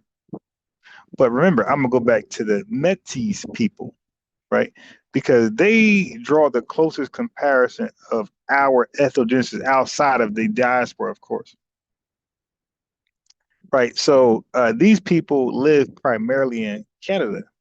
Okay, so the Métis people are a distinct, or they're really called the Métis. They're not, I'm adding people there. Like, so you could say Japanese or Japanese people. Okay, so the Métis are a distinct indigenous people that emerged through the historical interaction of European fur traders, especially French and Scottish. We got French, Scottish people mixing in with indigenous people. Okay, and First Nations women, by the way.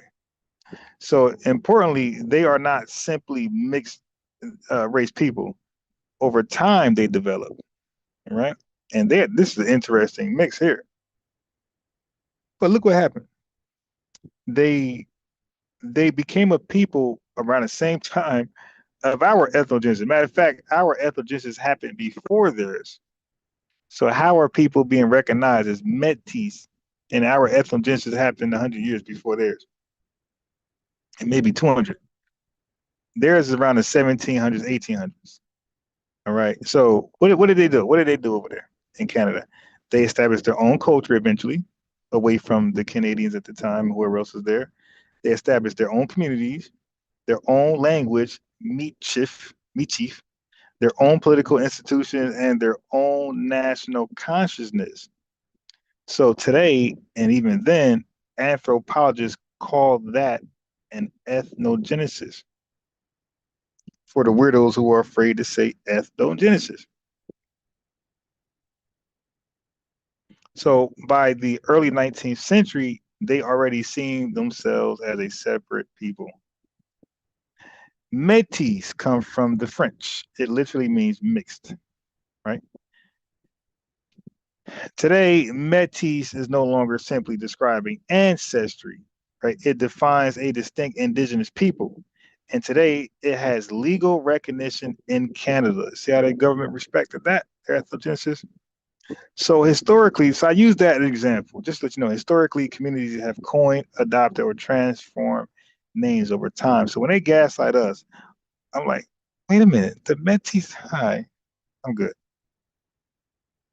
Anyway, Métis, as you hear it, is short, pronounceable, memorable, and capable of standing on its own without requiring the listener to unpack an acronym.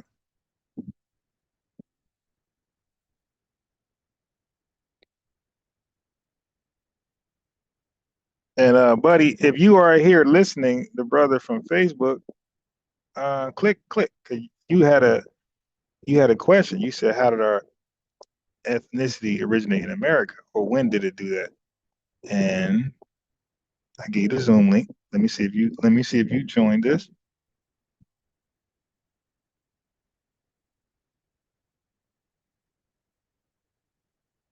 Hold on.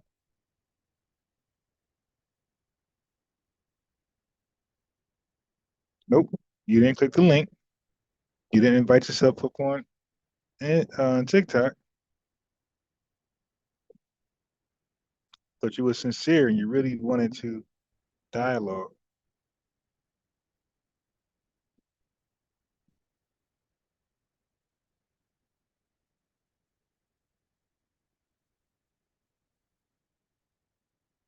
I should have known people just be on internet trolling, gaslighting, and being disrespectful towards the lineage for no reason. Because he brought up FBA. The post didn't even bring up FBA. He did. So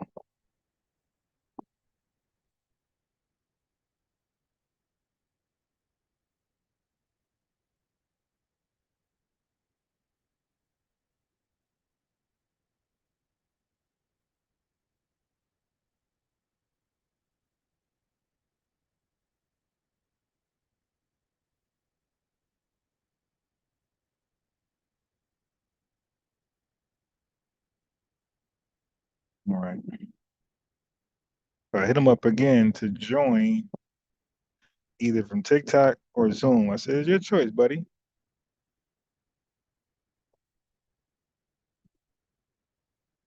I'm not trying to trick you.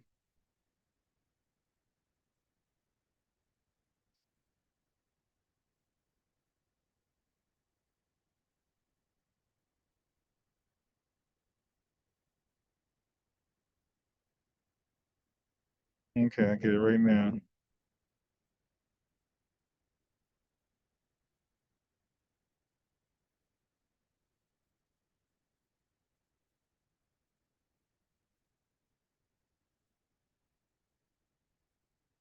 You feel me? So I said a mouthful. You dig? This is the time for folks to join.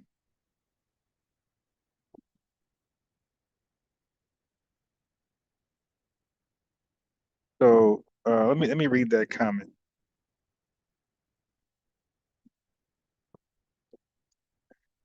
Let me read that comment. Somebody said, Who made that comment? Said we shouldn't call ourselves FBA shouldn't call ourselves black because of what? I'm trying to find it. Oh, he said FBA should not be classified as black, seeing that 99% are 75, or I guess say or 75%. Wait, black seeing that 99% are okay. I read it correctly the first time. You said FBA should not be classified as black, seeing that 99% are 75% or less African or black. Yeah, so it depends. I am not sure if are you defining black as it's defined racially? Um, yeah, because if that's the case, then there's some inconsistencies how the government defines black. Sometimes they say African ancestry, and sometimes they say phenotype. So they just look at you. So Kwame Maya says blacks at the BC and Agaro is a Milwaukee-based independent hip hop artist.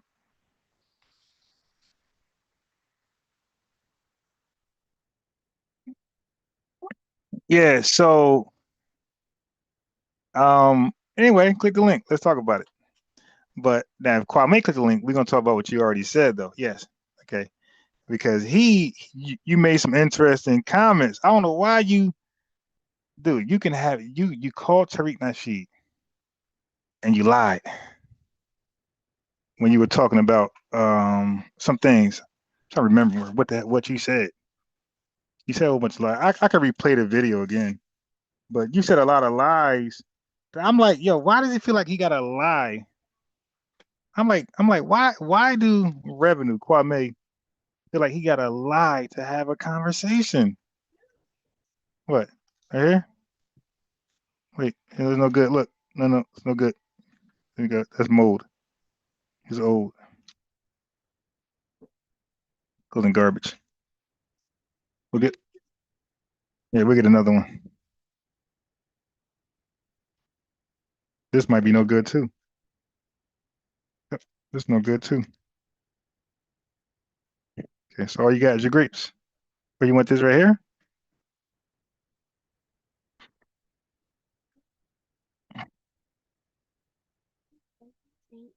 Okay.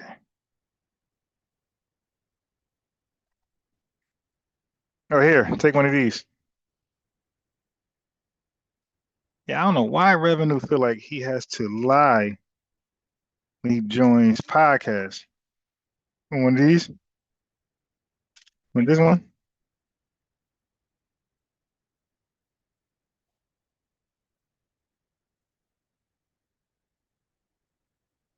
Yeah, this one.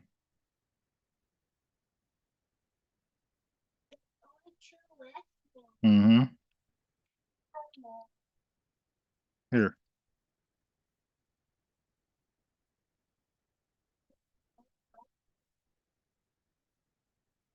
Hold it so you don't fall.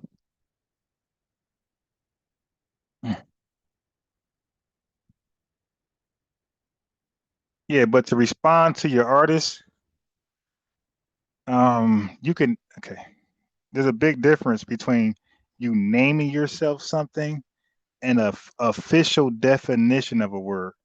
That's why I told you neologism, okay, or the study of neology is that these words don't have an official established definition. They're fair game. No matter what you call yourself, and Africans got to stop saying the word blacks or black. Just be proud to be African. I don't know the obsession with these people recently. After the Trump administration and delineation, I don't know which one we could blame. Is it delineation or the Trump administration? One of those got Africans obsessed all of a sudden with saying they're black. They used to despise that word. Now all of a sudden they're black and beautiful. It's like, so that's not how that works.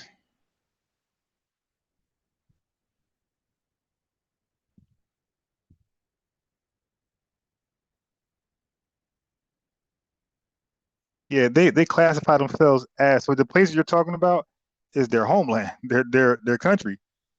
They classify themselves as their country. Okay, so if you live in Haiti, you're a Haitian. And I think Africa may be one of the unique places where a lot of those folks got more than one identity. Like they're the national name and they are the tribal name. So somebody from Nigeria, so they're all Nigerians, but they're really different from each other. They don't even see themselves the same and build with each other like that. So in a tribal Hausa person could see themselves, well, they're Nigerian, and you have a tribal Fulani, they're Nigerian, but they don't realize, they don't feel like they got to unite at all. They feel like, nah, you stay over there, I stay over here. So that's why we don't like the logic where when these Pan-Africans tell us we got to unite with Africa, it's like, yo, why would we unite with a country, with a continent that's anti-unify? Like they don't even do that there. It's not a cool thing to do in Africa, to unite. The islands are not united. Jamaica has no plans. Trinidad has no plans. Either one of them have any plans of uniting and come up with a Jamaican Trinidad identity or flag. They got no plans. That's nowhere near in the future. So it's like, so why everybody come here to misdirect us? They want to lie to us, like, we gotta unite. It's like, why? Y'all, it's cool not to, where you come from, it's cool not to unite. Why are you trying to make that cool over here? And like, we are united. We're Black American. We're Blacks American. We are united. You mean you got to unite, not us. We are united, buddy. So just say what you really want to say. You really want to say you guys got to unite with somebody. Because so far as it stands, like you are the ununitable.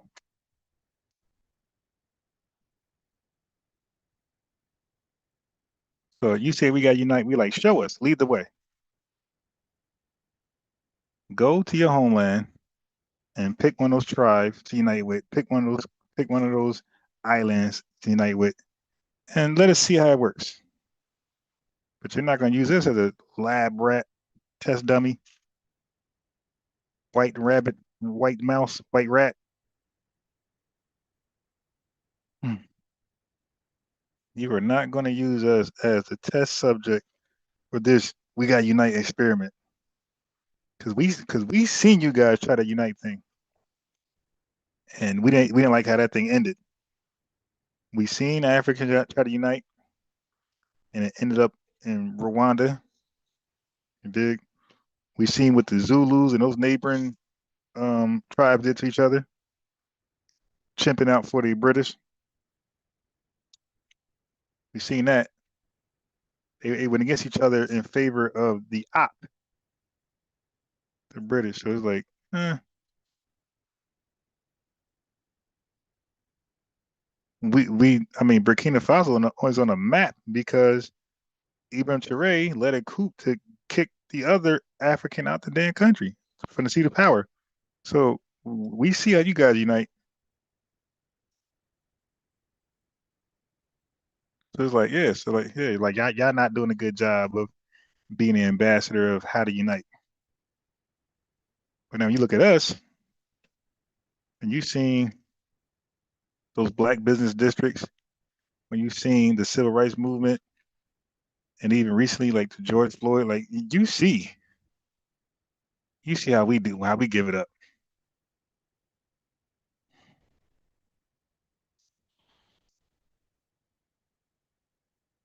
But we refuse to be gaslit. I gotta get together my revenue files because I let revenue slide too much when he hop on.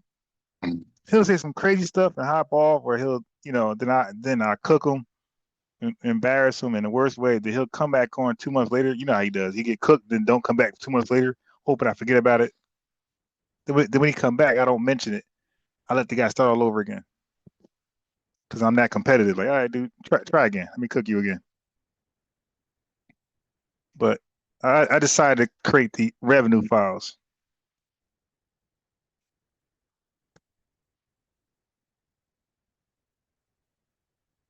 when he call in, like revenue. Remember you said this?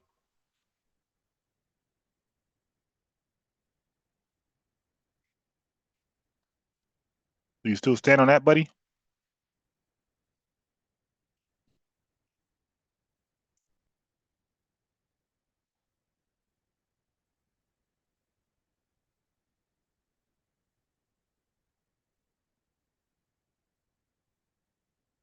Let me see what else in the comment. Let me see what else is there.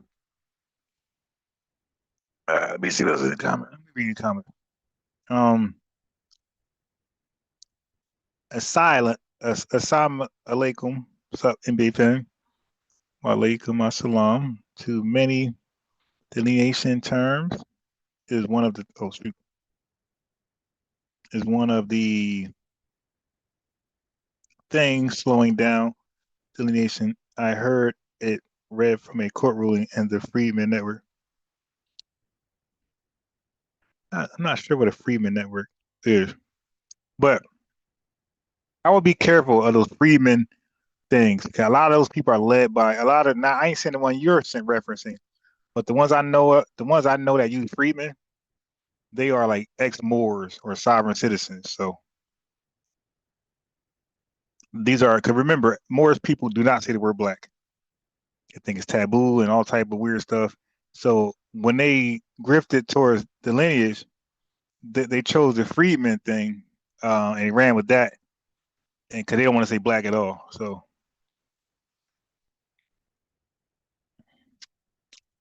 Taya Carter, so that was Ali Howard Species, Madman, Unicorn Quasar.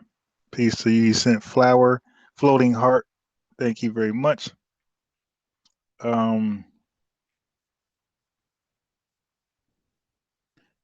Carlos Magnus in the building. On my way to church, check in with you later, family. All right. And I'm a socialist. All right. You like Jesus.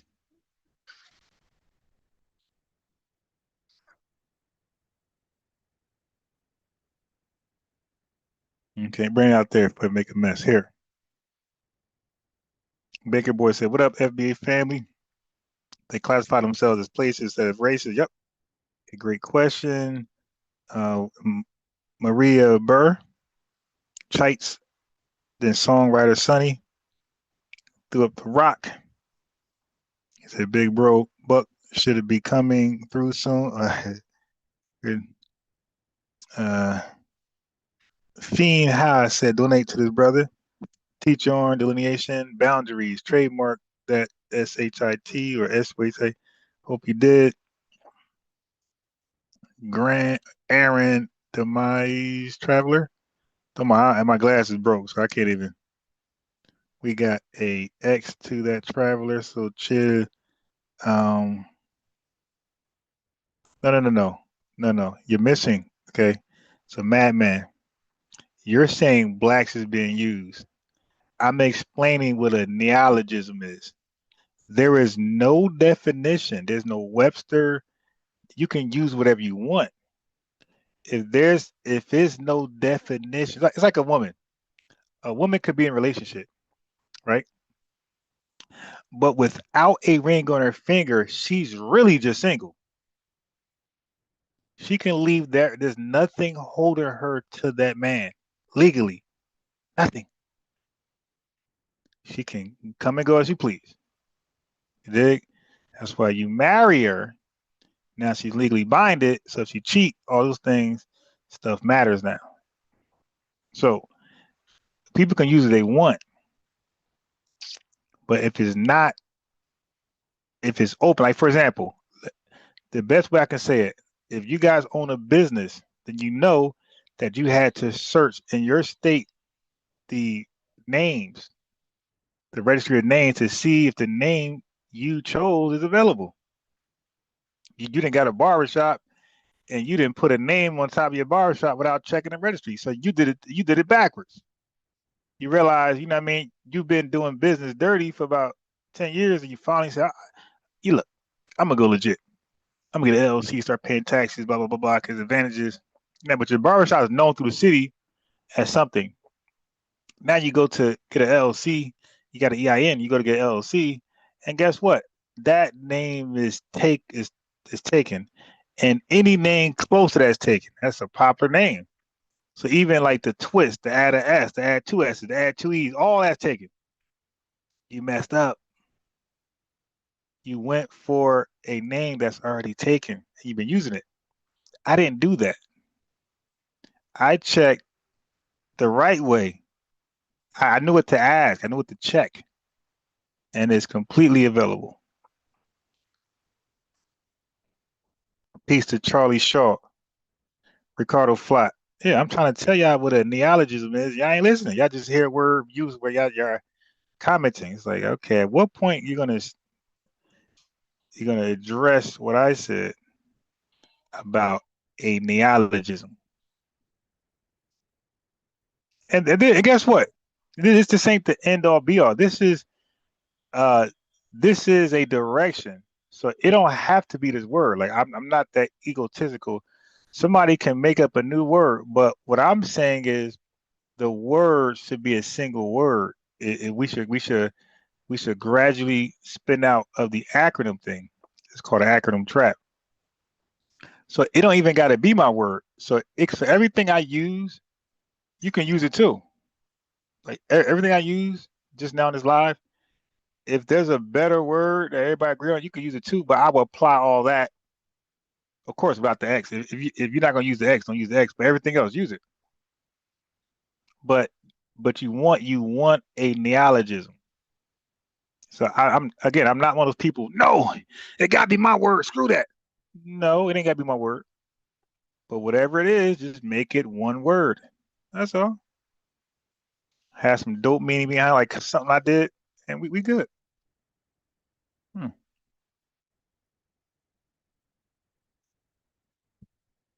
What I did would give. What I just did would. What I just did would give you a. I gave you like the model. It wasn't the official product. You know, that car. It's like, hey, this is the new Nissan coming out in 2080. Yeah. So I just give y'all a model. This is what we should be headed towards. A neologism word where we define it and put the meaning and who it applies to. Now, if y'all missed it, I went over the rules, or I went over the eligibility rules. I'll do it again. Yeah.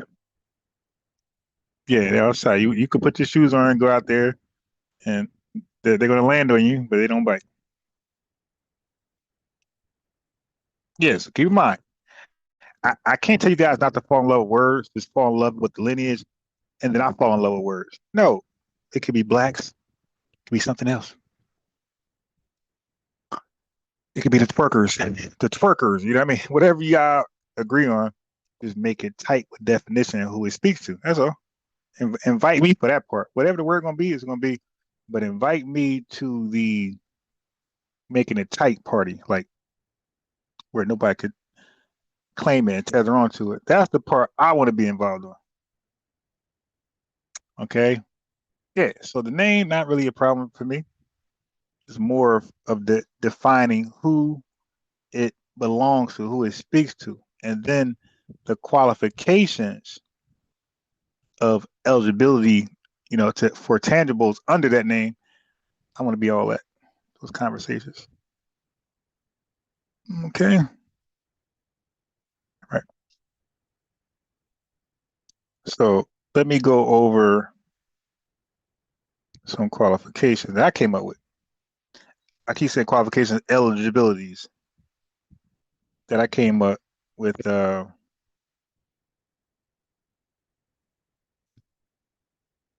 In case something like reparations or any tangible that's supposed to be allocated towards people who were impacted by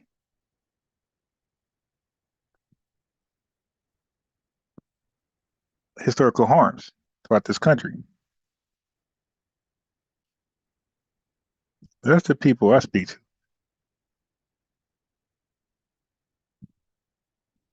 Yeah. So the name. I see Tethany was in here. The name was not a big gotcha because the name is whatever. Um, it could be Friedman. You dig? It's just that we gotta be tight with that. It could be Solon. That's a good name. Or anything with soul in it is a good name. And what they could do with ADOS is that they can take out the acronym part and just make it ADOS. Since it got popular and they kind of already know who we're talking about, it could be ADOS. They just take out the acronym part of it, do that over. FBA doesn't form a word. That's why a lot of folks like when they do acronyms, especially companies, like they try to make the acronym spell out a word, like something like you could say in case. So now they could use it, the acronym as the word. Like I remember they had MAFA. I remember like a lot of Pan-Africans were pushing the MAFA thing. Now MAFA, MAAFE was the acronym, but it pronounced MAFA. So at any point they could switch it from an acronym to a actual noun, plural noun. Yeah. So for me, this ain't the end all be all. It don't got to be this, but the reasons behind it, who it speaks to, and the comparisons I did with the Métis people and the Inuits, like that should be there. Okay. Because names are just names. We change names all the time. But your ethnicity, your lineage, your ethnogenesis, that's the same. Can't change that. Your parents, your brothers, can't change none of that. They're gonna always be that, no matter how much you disagree with them.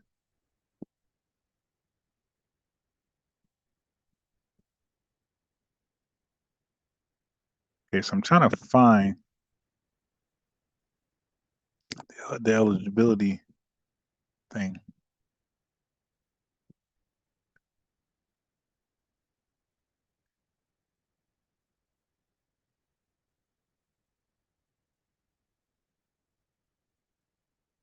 If I can find it. Yeah, anybody on TikTok can invite themselves up. Zoom. The guy from Facebook who's supposed to hop on, he gonna ask me when did our ethnicity like when did it originate in America, our ethnicity? I'm like, yo, dude, I'm actually live. You can ask that question live.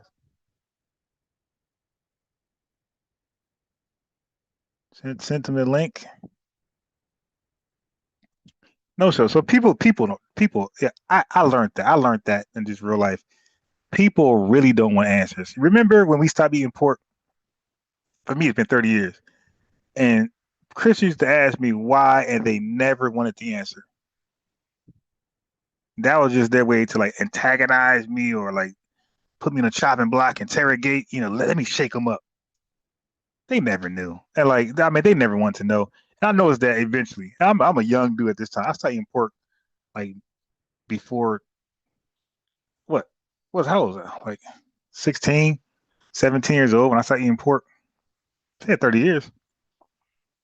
Yeah, so as a young guy, I said, hey, why you say eating pork? I really ain't know why. I just stopped because my friends stopped. So I really didn't have a good answer.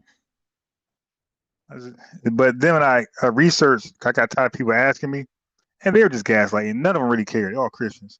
So when I finally said, let me do some research. So now I did some Pan-African research. I came up with, the pig. See, the pig was mixed with the dog, the rat, and the cat. You see, that's what Pan-Africans taught. You see, so the pig is actually a man-made animal. The government re-engineered and spliced the DNA, and if you think about the pig, it behaves like cat, rat, and dog, and that's what it is. That's why I don't eat pork. It's a cat, rat, and dog. And then when I realized that was pseudo, after a while, I fixed that and came to like more like scientific reasons, like health, like cholesterol, digestive system, like how long it takes to digest, things like that. Cleanliness, how often diseases are attached to it, all type of worms. Then I was able to better articulate some logical reasons why I don't eat it. And then when I realized they didn't really care, they just want to shake you down. At some point in my 30s, my answer would be, hey man, I just preference. Like I stopped answering the question. As you get older and you get experience or people gaslight you, I just had a counter for that. I said, all right, next person asks me why I don't eat pork, I'm gonna just say preference. Just preference. I'm gonna say, do you eat all ice cream? What's your favorite? Out of vanilla and chocolate, strawberry. Vanilla. Okay. So why do you like vanilla over chocolate? Just preference, right? Yeah. Same thing, me. Just preference. So and that's how I was able to spin them off. Let me just do the prick. I see that they ain't want no answer. Hmm.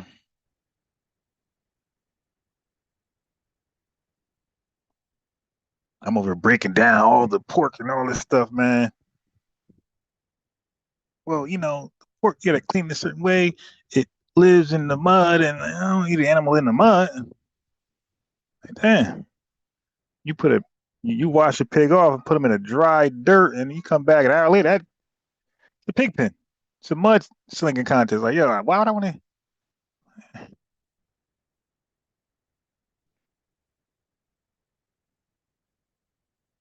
Dig?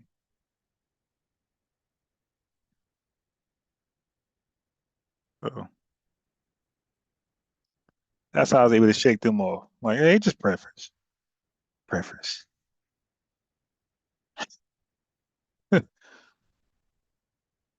They expected some long Pan-African explanation.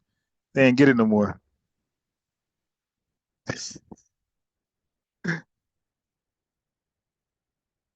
Fevers, nosebleeds, high blood pressure, uh, rheumatoid arthritis. Oh, good reason.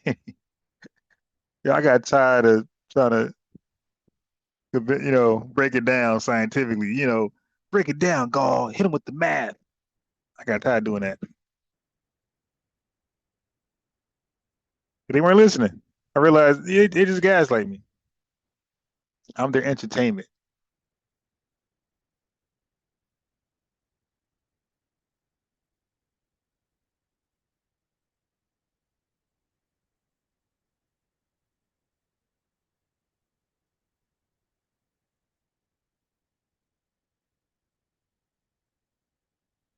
Oh my God, what is this? Why is my computer so slow?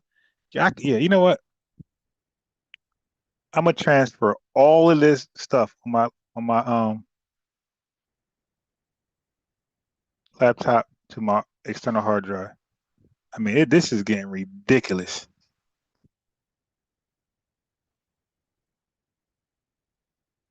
Mm. It's so slow, all this damn space, man. Got videos and pictures and music.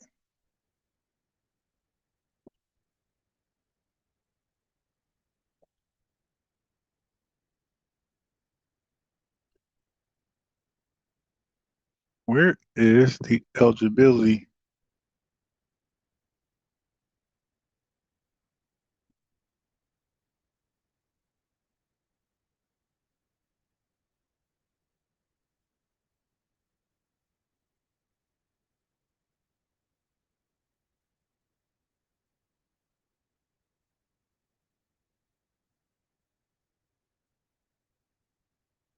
Nah, but really though, black is not nobody has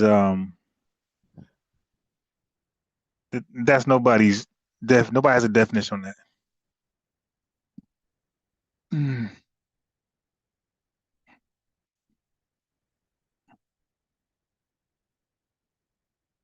That want to be called HR 40? You dig? Yeah, I want to be called HR 40. How about a number? Would you rather be called a number? 7,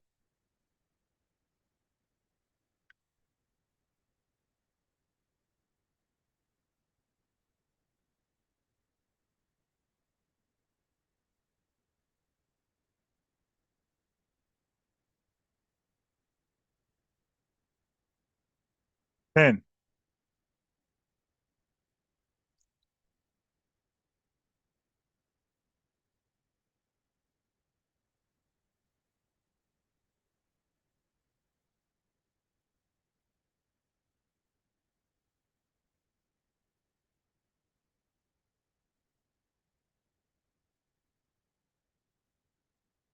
Hmm.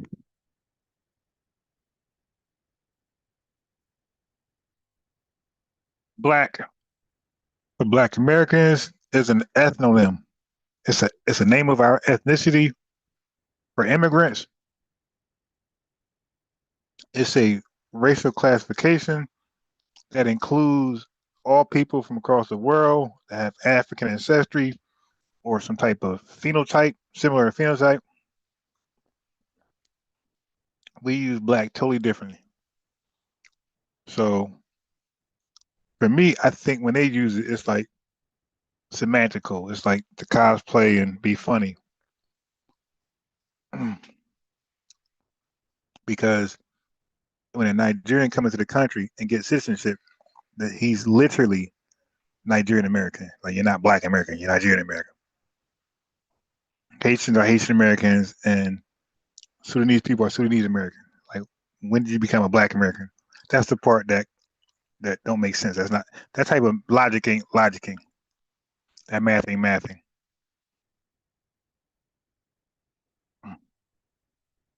That's the part that require answers. So I just ask like people from the islands in Africa and Haiti, like, how are you Black? Like, I know how you got to be Haitian. I know your history about how you became Jamaican and Nigerian. But when did you become Black? I missed that memo. That's the memo we missed. I know how Sudanese people became Sudanese and Eritreans and all that.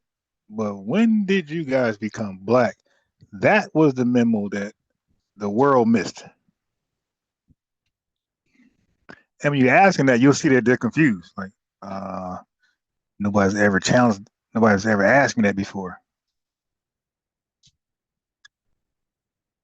I was like, well, ask me. Ask me, when did I become Black and how did I become Black? I can answer that very easily in very few words. Times, dates, I can name people. Dig. We got a flag, all type of stuff. Like, when did you become Black? Like that's a serious question that deserves a serious answer. No babble. No. See, what happened was, don't give me this word mean that. I'm not interested in this. This word means that. I can tell you exactly how I became Black, when we became Black, and why I became Black. Can you? No, because you had to. I just put it back. Remember that you had that big Slurpee drink? Okay, put it back. You can't. Yeah, you had the big Slurpee drink. That's a lot of sugar. Put it back.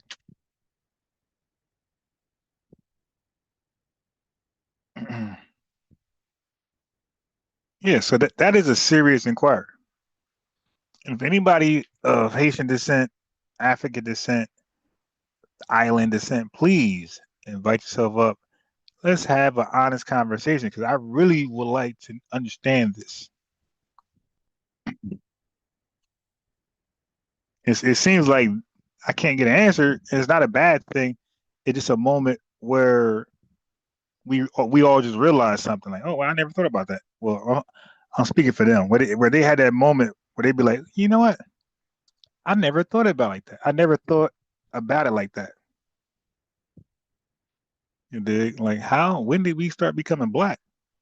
Haitian our whole life, mama life, mama life, mama life. Jamaican same way. Nigerian. Get over it. Why you do that? Put it back. Did I say don't do that? Now go in there.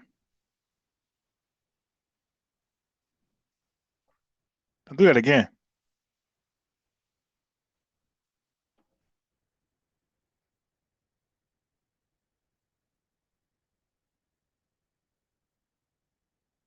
Yeah.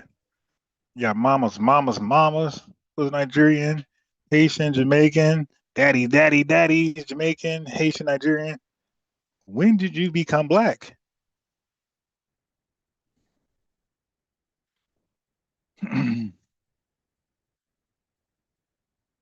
I can't get a straight answer because everybody who I spoke to a Guyanese woman, I spoke to what was it, Jamaican woman, I spoken to a Haitian woman, I spoken to women from Zimbabwe, and I think either Ghana or Nigeria, and they all could not explain how, when, and why they became black. Mm. Revenue was wrong. He's Jamaican. We looked it up. He said, "Nah, Jamaicans been calling themselves black for so long." Man, we looked at it. I know he's lying, but we looked that thing up. Man, they just start calling themselves black yesterday. Like literally, in a different context than the way we historically use black in America. Totally different.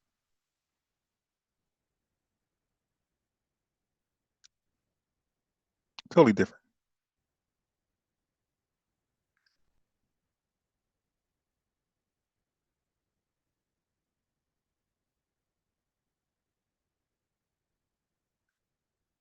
Okay, so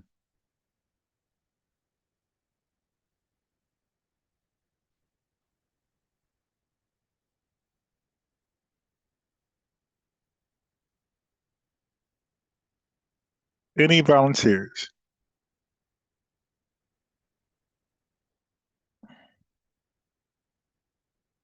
Invite yourself up. TikTok on Zoom. Click the link.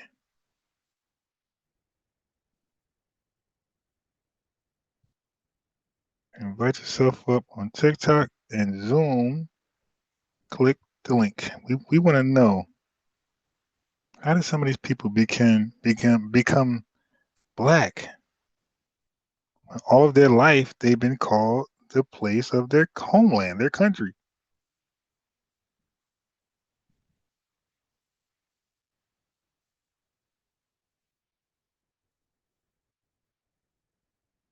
I think it's a fair question. And I think we deserve answers because I think that's wrong.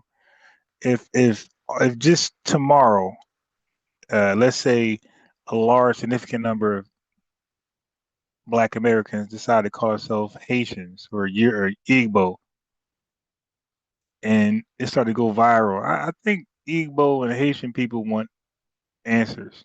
Like, yo, why did y'all choose our unique endonym, ethnical name to take for yourself?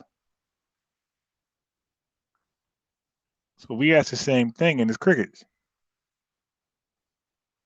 And by the way, I joined other TikTok spaces. Asked them, hey,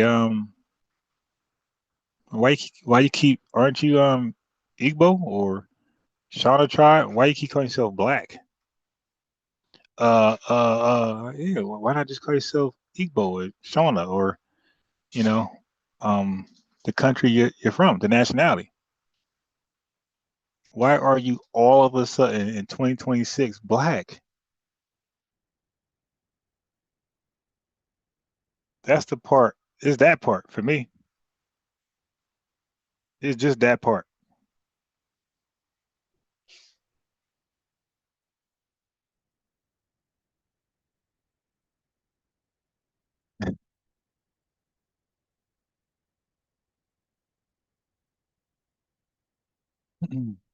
Yeah, so we got a lot of stuff. We got a lot of work ahead.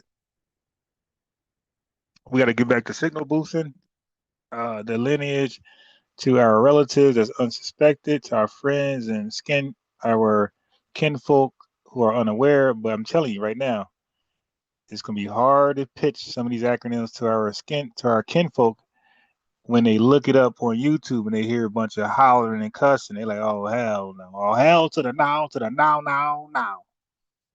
You dig? I'm gonna tell you right now. You trying to convince professionals, grown people got stuff to lose, and they attach themselves to an acronym that's known to be cussing and calling people all type of crazy names all over the net. They looking like, is there another name I can choose? I try to warn folks from that. All these bots and these FBAs who came out of nowhere, got no background of activism. Matter of fact, Let me show y'all something.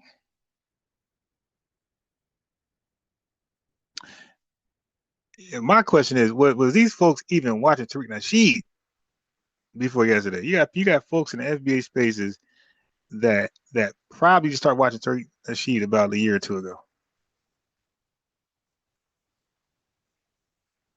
That probably started watching Tariq Nasheed about a year or two ago. And now they just staunch activists.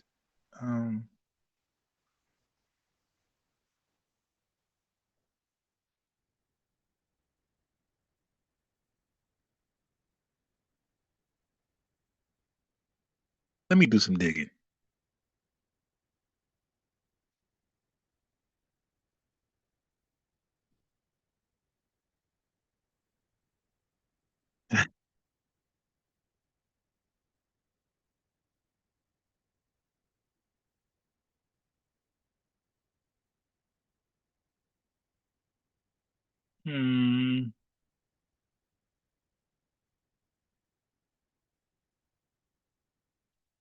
Okay, let me do some digging. I ain't ever think. Okay.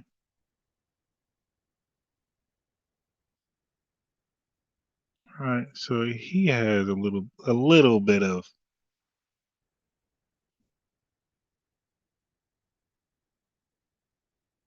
A little bit.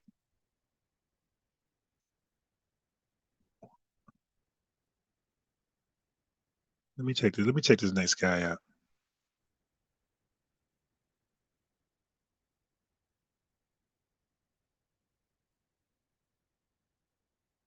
What?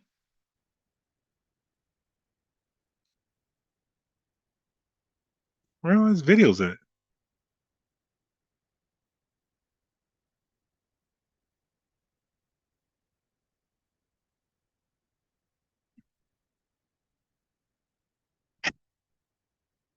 Yo, this is wild. Yeah, I'm looking at folks' YouTube channels that's in this space, FBA. I'm looking at like how long they've been on the net with any type of activism. So one person 1 year. They the loudest in the space. Another person 3 years. Like damn. Like I got a Tariq Nasheed video that I played that got nothing to do with FBA. 8 years ago, 8 years ago on my channel, I was looking for a video and I seen that over there. 8 years ago. Like I was back in the Ustream days. Mm-hmm.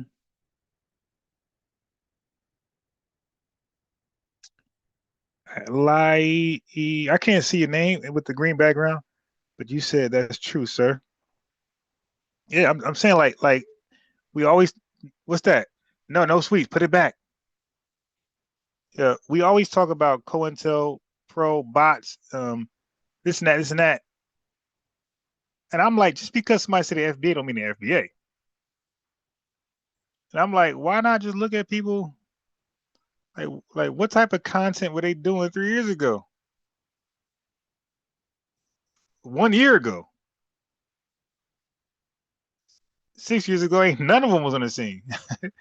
Yeah, this is how I do. Because we know Tariq's a good brother, good educator, all that type of stuff, good historian, but he has a bad sense of character. You see, he 19 Z's, Dr. Mayat, all those Pan-Africans, like he got a bad judgment of character. He be having all these Pan-Africans around him. So, he's a little vulnerable. We got to protect brother. Like, yo, who you got around you? Who you vouching for? So when I go to these channels, I see like activisms like 3-4 years ago, they don't exist. I'm telling you, like anything else in life, you don't just be an activist yesterday. Like there's some activism. Like for example, you got Rizza Islam.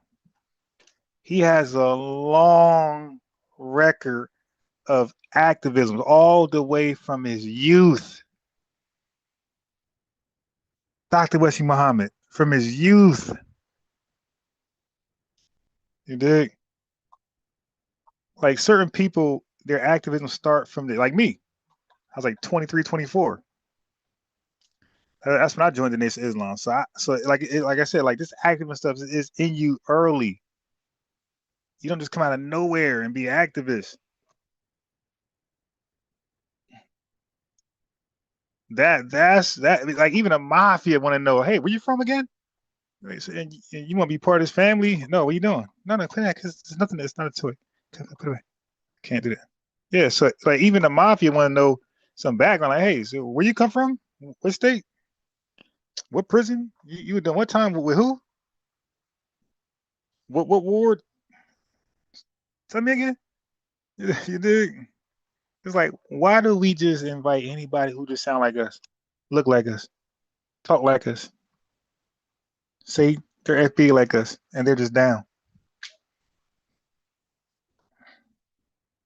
I'm like, gotta be a better vetting because some of these people are gonna grow to be very big. Where you dig, when they do get outed or get cooked, we find out they just too large now. Like they got too much influence now. People just like who they are. Like, yeah, some of those folks gonna be like that. Me, I'm always inquisitive. I always want to know, but the back. That's why I'm a historian. I want to know the background of things, words, even like with words. You see, I'm good at etymology, like linguistic stuff. I love that. The words. I want to know the background. I want to parse. I want to, see how these words come together. What's the background of these words? It's important to know the background of people and words and things, because then I tell you a lot about how to predict that person. Don't jobs want a background check? You dig?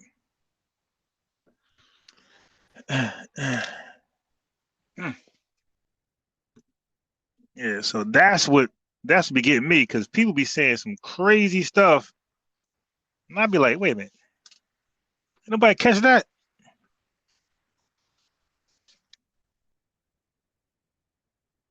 People be out here misrepresenting us doing the most. I'm like, everybody okay with that? Like, that don't look oppish? Like, y'all okay with people saying we're a cult because an HATE group of people like this? Like, you don't think that person going a little too far with the antics and the insults? You don't think that person doing a little too much? You don't think they're kind of like caving into the cult accusations? You don't think they're leaning towards that a little bit? You don't think they're trying to put some truth to that by the way they're handling themselves in some of these conversations? You don't think that's a little OD? You don't think the insult's a little OD? Unnecessary? Like, I don't know, man.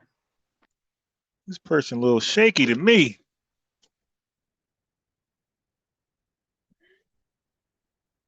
Like, I think this person went. I mean, like, some people be just genuinely calling, hello, I'm from Zimbabwe.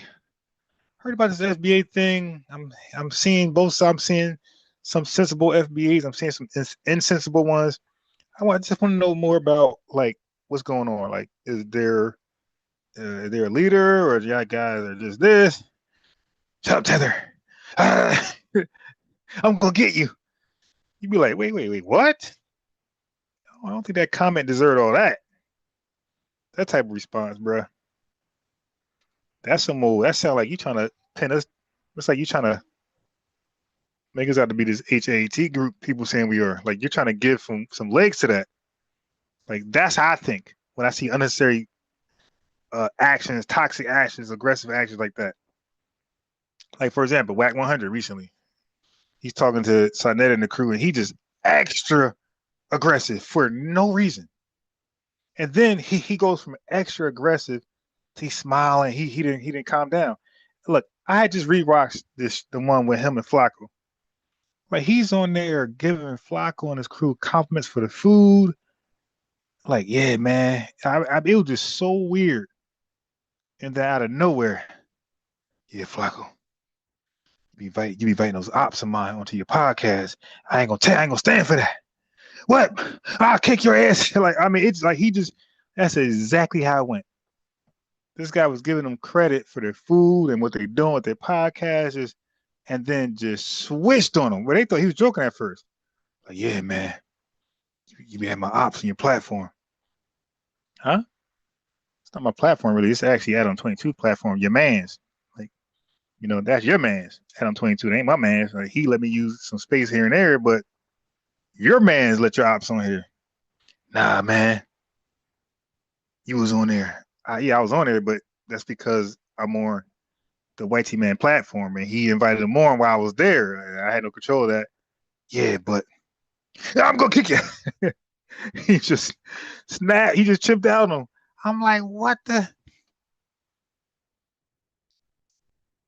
Yeah. So people be saying something about Whack 100, little agent type behavior, or just maybe just a complete troll. I don't know, but he's hard to pinpoint. And when you're hard to pinpoint, and my rule is if you're not predictable, I gotta get away from you. If I can't predict you, if you're not predictable, I must get away from you. Can't trust you.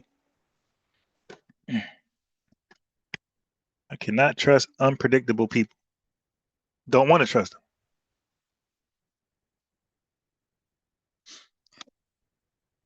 You dig? So when I see these FBAs out here, then you got FBA spaces where they just cussing each other out. They calling each other tethers, calling each other agents. I'm like, I think y'all both agents. I think y'all both not with the lineage. It's like y'all spot each other out. Y'all watch some movies when the spies catch each other and they by mistake. Like what's the movie with what was that? True Lies or Arnold Schwarzenegger? It was somebody where or Brad Pitt when him and his wife were both spies. They finally caught each other. See, they try to off each other. That's what he's supposed to be doing. Like two people say the FBA cuss each other out, calling each other both agents, saying they're both not FBA. I'm like, yo, y'all coming off as two non-FBAs who caught each other and trying to eliminate each other so another person's secrets ain't told. That's how I be seeing that type stuff.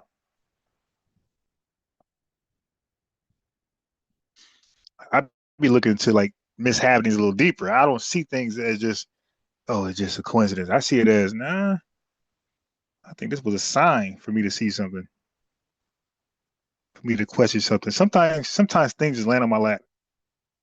I'm like, oh, I wasn't even looking for this, but thank you.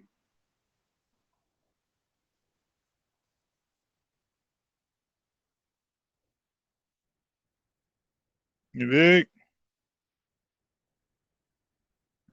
Sometimes things land on my lap. I ain't even looking for it. Right there. And I gotta be the one to be exposed and be the bad guy. Like, oh my God. Here we go. Now I gotta be the one to do it. Nobody else can do it but me. All right, here we go. 1, 2, 3, go. I gotta be the one to expose, point out, like I did with Anton Daniels way before people caught on to him. I did it with Professor Smalls. All of my videos, all old videos. Dr. Mayat. I was the first one to expose a lot of these guys, and I was outed like, oh, John Rick Clark as a fraud historian. I wasn't the first on Marcus Garvey, but I was the most in depth on Marcus Garvey being a fraud and scammer. My piece on Marcus Garvey is the best. That dude's a fraud and scammer.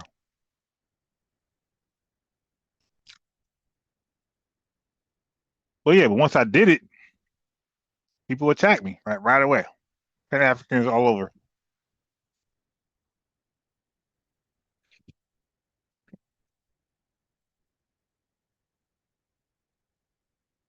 But when I exposed John Henry Clark being a fraud historian, oh my God, FBAs was chimping out on me, man. Those Pan-African FBAs, oh,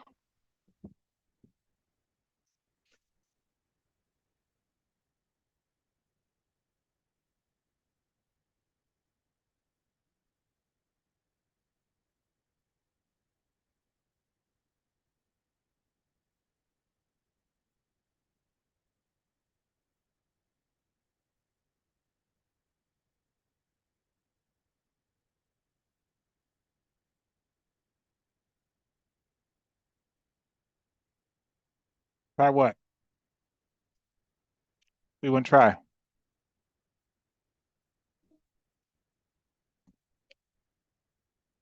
Yes, you are being quiet, but what are you doing? What's in your mouth? What's that?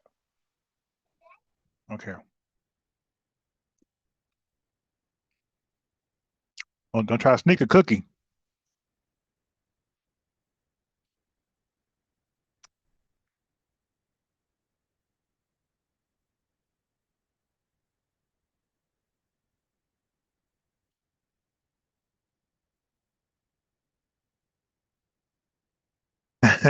Songwriter funny. Well, but I'm telling you, man, Tariq's a great guy, but he surrounds himself with some shady people. Or I should say, some questionable people.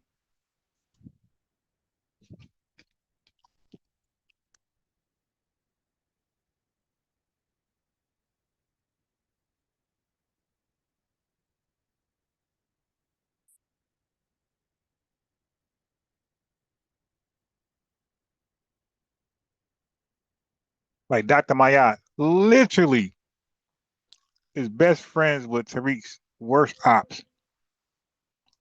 And somehow he wants to maintain a relationship with her, a friendship. Like, dude. And I got her saying some slick stuff, like slick, low key dissing Tariq Nasheed. Sneak dissing. I caught her red handed, sneak dissing him. Because I could tell you which video she did. It was the video where Tariq, all of us, was mad at Ghana for trying to steal reparations. So she did a video in response to our reactions, and most of what she was clapping back at was Tariq Nasheed comments about Ghana involving himself in reparations.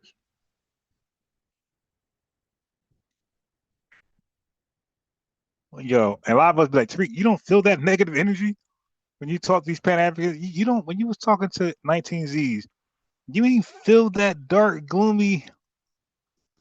Remember, it was us who told him, like, nah, yo. Because he did a poll. We were like, nah, yo, that ain't it, bro. We ain't trying to watch nothing with him in there. Professor Smalls talking too greasy, like, yo, Tariq, yo, gotta go. And I wanted one more. I wanted Dr. Mayat. I wanted one more. And that would have been a clean sweep. That would have been a strikeout. 1, 2, 3. Get that last Pan-African off of Hidden Colors. Because Hidden Colors is a big branding. It's going to sell regardless. But I could have been on there doing my whole black thing and Marcus Garvey or whatever all stuff I got. The endonym, exonym, the hyper-selected, you know what I mean, immigrants and all the stuff I know. And his theme is resistance. See, that's all I talk about. HOLC, America excluding us from wealth based on race, and they're gonna tell us that we can't racially exclude or include. We can't say anti-black crime bill because that's a racial exclusion. But you guys racially excluded and included until this country was a superpower, and now you're gonna chimp out and tell us we can't do it to level back up. Like you did it to make us own 0.01% of the wealth of America. You racially excluded till we basically own nothing. And now we're saying, hey, you got to do that back so we can own something. Yes, oh no, we can't do reverse discrimination. Oh no, we can't do reverse segregation. No, we can't reverse racism. Sorry. Okay, so you can do it to be a superpower, but you can't do it to give us our wealth back. All right. I mean, they gave us no choice but to go reparations route. They gave us no choice. They said we are not going to design something for you guys and you guys only where you can catch back up or at least get out of your rut. We're going to gaslight you and say, no, that is reverse racism. and reverse discrimination. Sorry.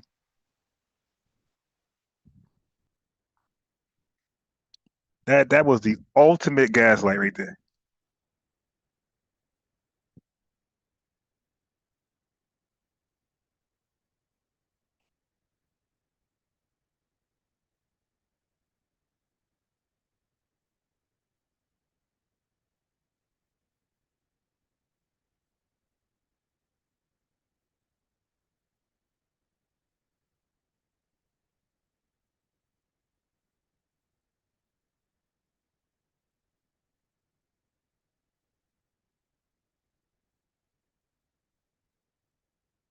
That is the epitome of a gaslight.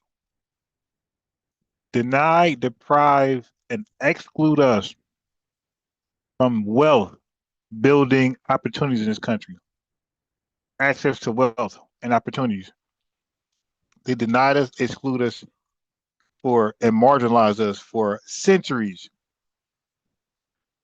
And then the little wealth we got, in spite of all that, they snatched that. I mean, they literally made us broke, like just broke. And then said, okay, now we're done. We're going to preach equality, go against inequality, and now we're against racism. So we agree with you guys. We are anti-racist. We like, wait, what? Wait, hold. What that mean? That mean that nobody else can use race to exclude and include specifically, exclusively. Wait, so can you say that in layman words? Yeah. Let me say it like this, Negro. You can't demand anything for your people that we stole from you, took from you, and deleted you guys for. You can't demand it back, or you can't demand something back, because that would be racism. That means we'll be giving you something only just you, based on your race. That means we're excluding other people, other races, from this benefit, these tangibles, these set asides, these equities. We will be rejecting those people, and that's racist. So we're against racism. You're right, it was bad. And now this is after the country's a first world #1 superpower. Now they're racist because they don't want to make it right with us. That's exactly the epitome of a gaslight.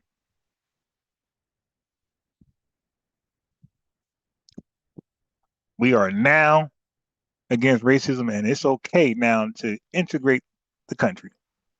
Resources, jobs, employment, opportunities. We're going to be, yeah. We're like, okay. Oh, by the way, we're going to influx a lot of immigrants here. Like, wait, what? Yeah, so the jobs that are out there, yeah, you'll be fighting for those. And we're going to flood your communities with drugs, hardcore, super addictive drugs, where a nice percentage of y'all are going to be addicted to drugs, as less of y'all fighting for these job opportunities. And then the ones who are not addicted to drugs, we're going to make sure you become drug dealers and lock you up and give you those drug felonies. So you disqualify yourself from those opportunities that's going to be around for these influx of immigrants. Yeah, something like that. Okay, so the sabotage and undermine continues. Yes.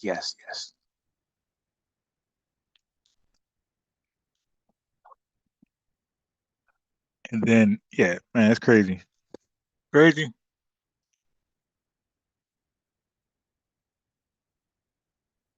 Crazy.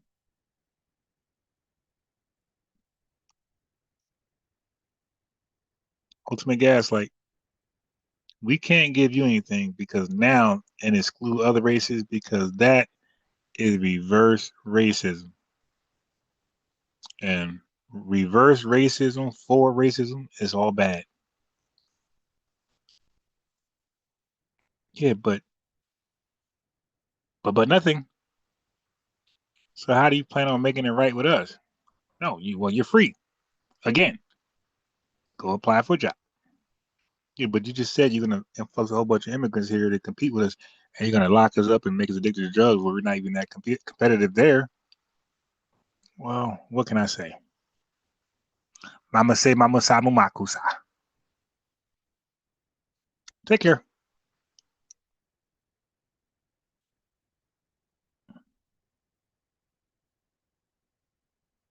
If that part of history was in words and conversation, that was it right there.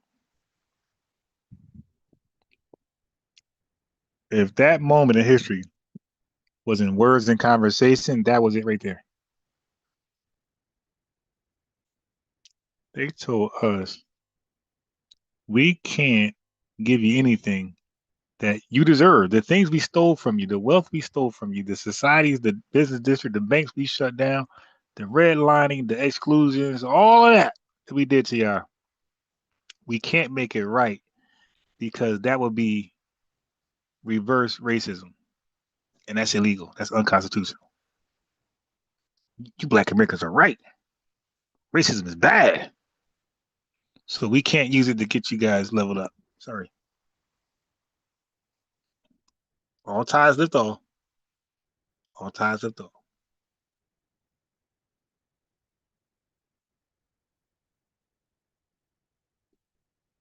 If anybody ever want an example of the gaslight, there you go. So you got an influx of immigrants. They made good on that promise. You got an influx of immigrants come here, and then to make it worse, to add insult to injury, they told them to check the Black African American box. Yes. Blue part, no. To add insult to injury, to pour salt on the wound. They said, hey, we're gonna have them check your box for resources and jobs and placement and welfare and assistance. So the resources, the little resources that was there for you, the small resources that was there for you, for the Black African American people, we're gonna have them. They're gonna make them eligible for that. So of course we're mad as hell. You dig? Oh, why y'all so angry? Really? You got time? You got time? You want to know? I got you. I can explain that very easily.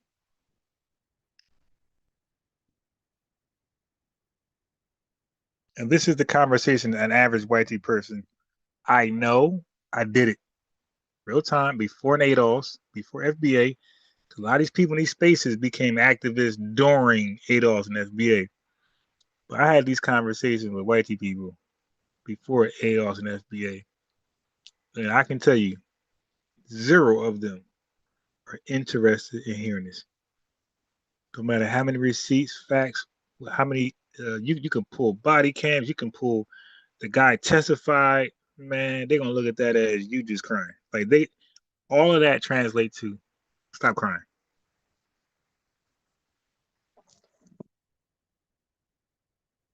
All the proof, evidence, video, self-snitching, testifying that you would bring up to show that white people are responsible for a wretched condition, irrefutable information. They look at that as stop crying. Put your bootstraps up. This is the average white person. You know, the good neighbor or the guy you play golf with that just loves you and invites you to dinner and, oh my God, here's just my friend. Ask that man about reparations. Or ask that man about what happened to us and what, because what they won't do is deny what happened to us. They're gonna be like, nah, they're gonna accept it. But when it comes to solutions, that's when they be like, hey man, nah, how about we just give y'all welfare or free, trade school training for. Like that's what they're gonna be. That's what they're gonna talk about. Ain't none of them. Remember how much Timothy Wise was breaking down racism and double standards? Man, Timothy, what about racism? Oh, I mean, what about reparations? Oh, hell no. Nah. Send them to get them free admissions to a community college where, what's those bullcrap degrees that Kevin Samuels was mad at? Go to a bullcrap college and get a degree in what was that? What was that? I forgot what degree that was, but it was a degree that everybody was getting that was in worth 2 cents. Oh my God. Yeah, send them to community and get a degree in liberal arts. Liberal arts. All that racism stuff that Timothy Wise was talking. When that dude was asked about reparations, he was like, nah, let them get a free admissions to a degree in liberal arts if they choose. And that's good enough. No money.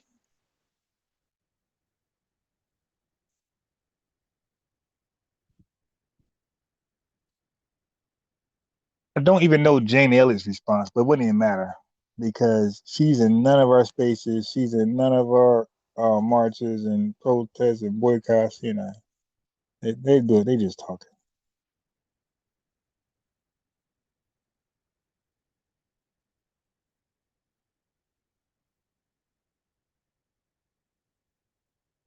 Yeah, so we all we got, and we ain't even all we got because the we ain't we. A lot of people are cosplaying, they're bots, they're agents, and they're the loudest voices in the space.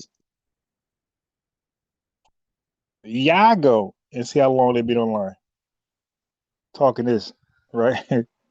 Talking this FBA or black activism talk. Y'all go look at look at their videos, see what they were talking about. Man, these fools were straight up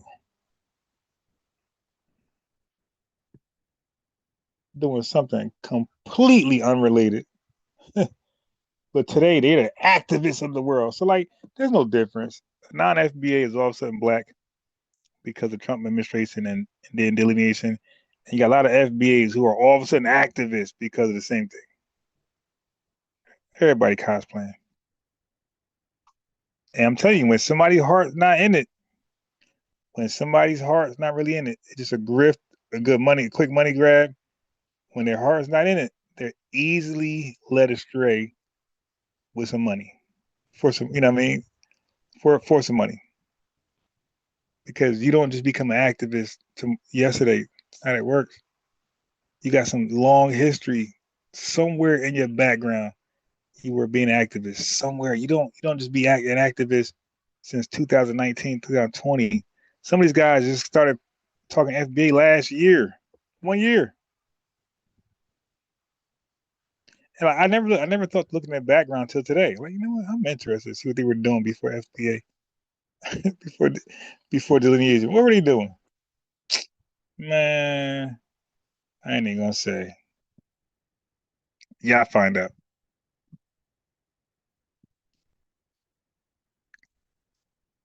Let me look up one more guy who's loud as hell out here. Let me see what they were doing 2, 3 years ago before FBA. I'm trying to tell you, man. I seen it from my eyes. I ain't gonna say nothing because then I'm gonna be the hater, the grumpy, whatever. So I can say nothing. But let me look up one more person.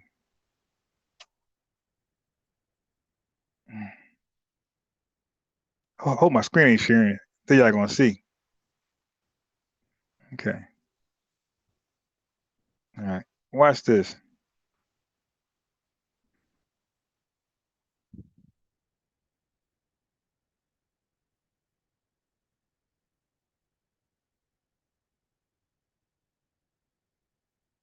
Okay. All right.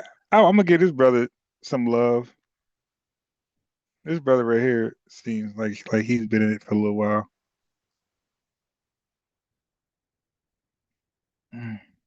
Okay.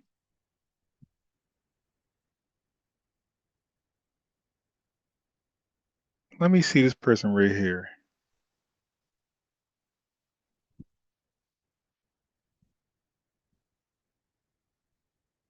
I ain't never look up, you know, Thought to look up people YouTube background, see how long they've been out here yapping.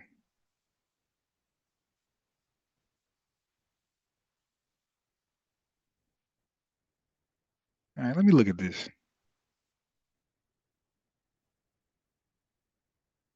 Okay.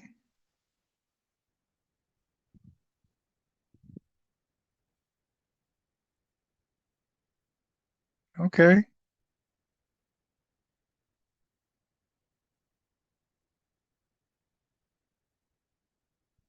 You got some folks.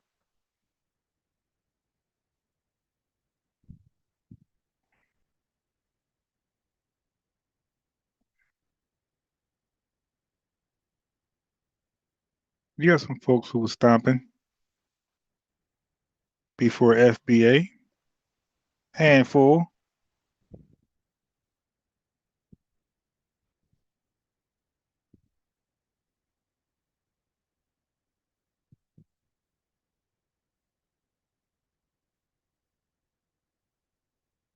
Handful.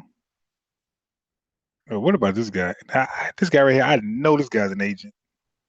This guy who talking about FBA, I know this guy's an agent. His content is toxic as hell, man. Like no sense of trying to signal boost and educate the lineage on what we're doing right now. You know, the movement of delineation and reparations. I think people forgot that was the goal. Yo, are you serious? Okay, nah. I was expecting that. Oh no, no way, no way. Hey, family, I told you some of these people just came into the FBA stuff this last year, and they like some loud as mouths. This dude right here been on here for. I ain't gonna say it because then y'all gonna know what it is. Yo, these folks are brand. I'm gonna say they are brand new. So that means that they're brand new. That means they were sitting back watching me, Tariq, all these guys, Jason Black, Professor Truth, all these guys go in. Years. Over 10 years. They seen us go in. So they see how to do it. They come into space and come with that. It's like, yo, who did it like that? Like, which one of the names I threw out there? Myself, who been doing it for 10 years. Well, more than 10 years, obviously. Because I said I've been active since 24 years old. That's 24 years. Okay, activism. Okay, community, no YouTube, no TikTok, door to door activism, street corner. You dig? Known by the gangs in my hood. So I don't know, man. I'm a little different. The gangs in my hood know my activism because it was out there trying to convince them to not be in a gang. We was out there trying to convince the gang members to not be in a gang. So that's why I know, like, yeah, a little different. That's why, like my radar is so high. It's like, yo, I know some of these guys are just agents. Someone paid by Russian troll farms. They're agents, FBI. Man, go in the FBA space and start yapping some toxicity stuff, some divisive stuff. Nobody gonna question you. Once you say you FBA, that's all they gonna do. They gonna relax and let you just act a fool and misrepresent the entire lineage where we could justify calling everybody this and put them on this list and then surveillance in these guys.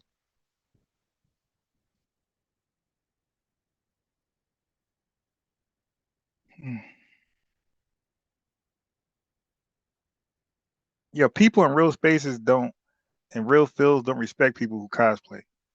Like, so a nurse is a nurse.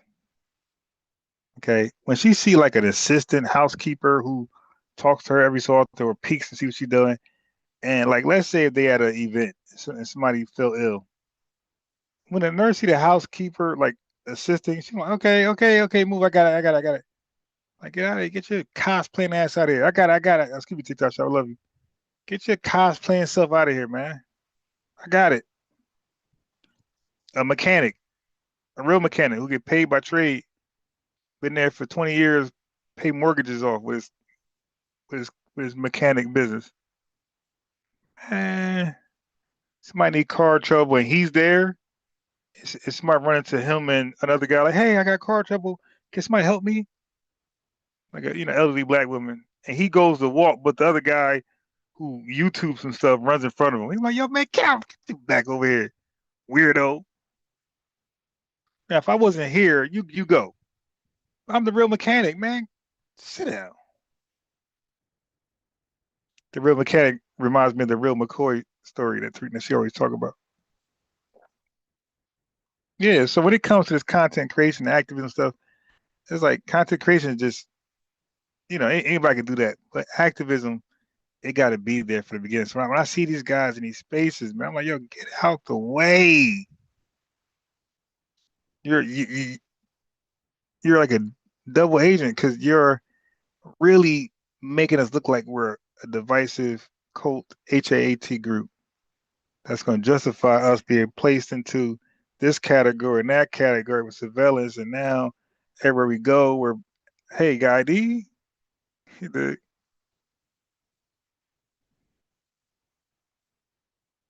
That's why I tried to get in front of that.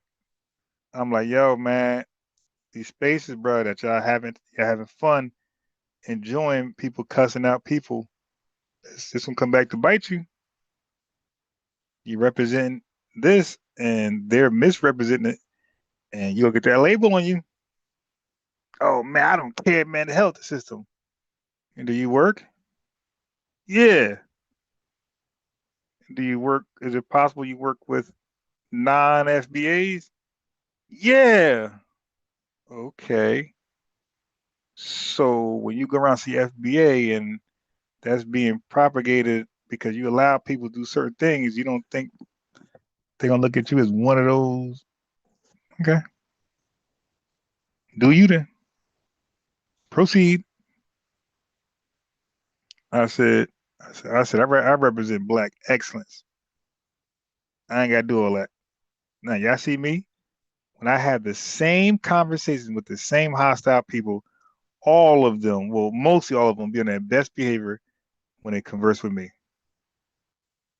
Other platforms, they're cussing each other out. Those same people, those non-FBAs, who supposedly are toxic, when they join my space, YouTube or TikTok, you see how I de-escalate them, I disarm them, and they, I got these guys like a tamed DOG when I dialogue with them, and they bowing down, calm and bowing down. The dude AC, whatever G that be called three to see normally. I got him. He called me. He called him one time. Man, I had that dude. I told him he wasn't. I told the guy he wasn't Black. All type of stuff, man. Man, he bowed down and kissed the ring. All that hostility that he be giving Tariq and everybody, nah, not with me. I just easily debunked him. Straight facts, education, history. I had to look things up, man. Look at this. See that word? That word don't mean that. That word means this. Nah, look it up. Look it up. So what's your point? You dig? That's when you know you conceded. What's your point? My point is my point. Delineation ain't a bad thing, and you ain't Black. My man chimped out all the way and just hung up. I ain't cuss him out. I ain't kick him off.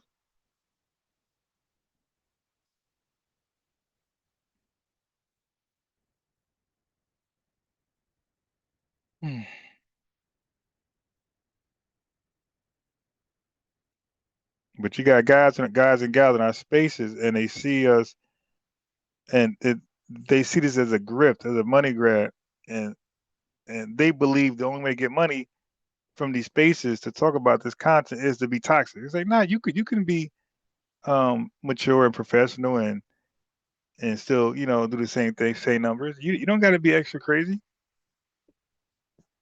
extra toxic. That's what you think you got to do because you don't know anything. The people who are the extra toxic, the people who claim to be FBA, who are the most toxic, these guys, you could tell they don't know anything about Black American history, let alone world history. They know nothing about black. Like when they talk, what do they say that you didn't know or you heard from me or Tariq that was deep? Zero. Zero. It's just a screaming contest. Name calling Olympics. That some of y'all are dealing with EIC, ethnic inferior complex. The fact that you think you got to watch that and support it. Because all I can do is encourage them to do more. Now it's manufactured. At least the first argument was natural. Now they see views there, like, oh, all right, let me be more toxic. And now it's like an unnatural show.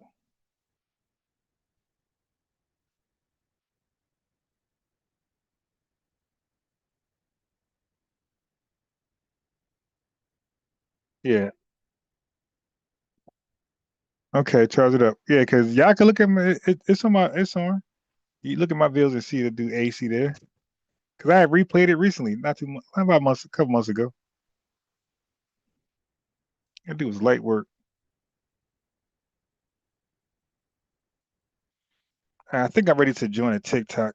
Um, TikTok, because I appreciate they bothering your live, Mister. Look at that. So I wish I could read your name. I don't have my glasses on, but I was told that on TikTok they out here flagging me, all type of stuff. I knew it.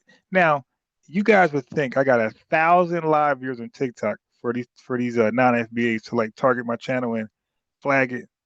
Yeah, the last time on TikTok, I had to keep appealing the restrictions they gave me until I just stopped appealing it, and it restricted me for like 10 minutes. I restricted. I appealed like 9 restrictions on TikTok, won them all, and they just kept flagging me, making me more restricted to appeal that too. I just gave up. I said, all right, look, I'll just take the restriction. I'm not going to keep appealing these because they wasn't going to stop. So I was told just now that they're right now, and I ain't even talking about them. They're right now flagging the channel.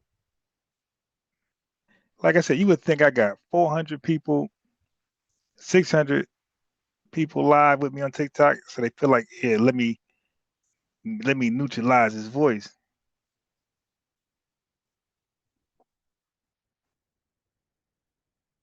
But I get it though. These words hurt. They ain't supposed to. They're not meant to do that. But I get it. The truth hurts. And hurt people hurt people. So the truth hurts. And when it hurt people, hurt people, hurt people. One more time. The truth hurts. And when it hurts people, hurt people, hurt people. Okay? Y'all caught that?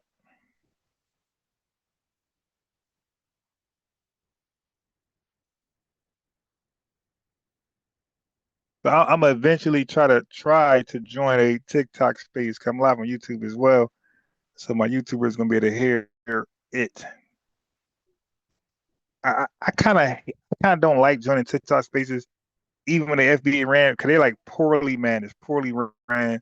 Like if there's a non-FBA there starting trouble, they do a horrible job of muting the guy or getting him to be quiet. It's like they want the yelling back and forth. You be like, yo, bro, can you mute him so I can finish my point? Like I'm trying to drop some real information here, and you let this guy just talk over me.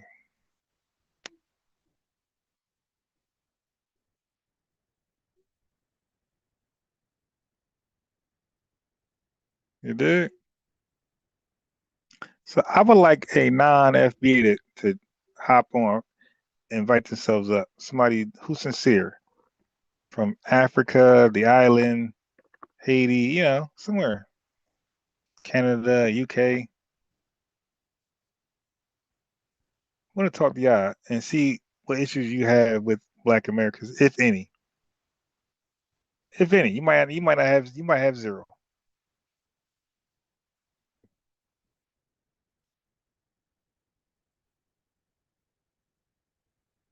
Lynn, okay, I see your name now, Lynn.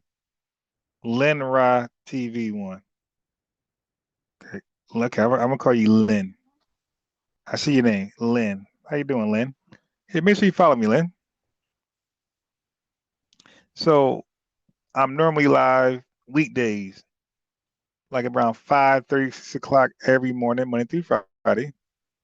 And then I usually go live again sometimes, or it's not always guaranteed, but sometimes I'll go live again 3:30 Eastern time, PM. So, but that morning is like almost a guarantee. 5:30, 6 a.m. weekdays, okay, Eastern time. And then sometimes I go live about 3:30 p.m. Eastern time, PM. So those are two time slots I normally go live on weekdays.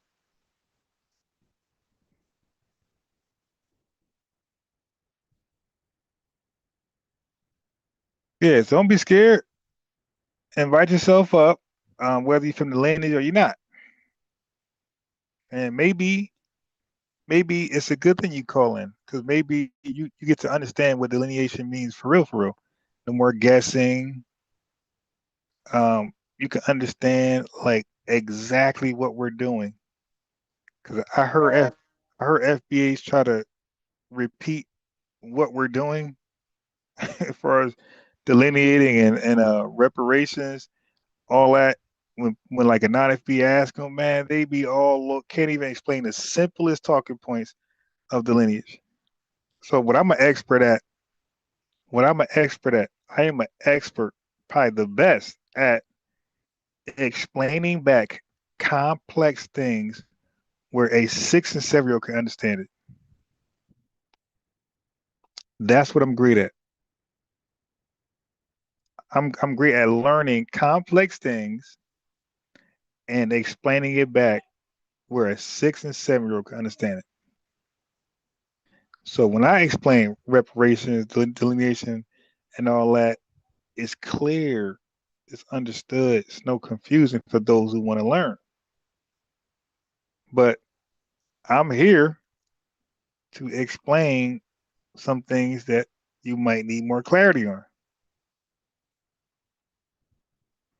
Or better yet, if you're having discussions with a relative or a friend or a significant other, and you're talking about FBA and they got pushback, I do that too. I do pushback rules. You'll say, you say this and they say that. I'll tell you what to say back when they say that. And you can say, okay, when they say this to that, what should I say? I got all that. We could do pushback rules, devil's advocate rules. You will play your relative, friend, significant other, and I'll play you. And I'll tell you what you should say to everything they got to say towards you. Then just write that down, say it, and then whatever they say new, write that down, come back, do it all over again. Okay, well, he said this. Okay, got you. We'll ask him this. And if he says this or that, wrong answer. There's only two answers here, and this is these two. That's what I do. That's the type of strategy I do. Yeah, and there's a lot of non-FBAs who invite themselves up, and they already have like a misjudgment on the lineage until they talk to me. They be leaving like, damn man, okay, now I'm gonna promote FBA, but 2 seconds in, they got all the smoke.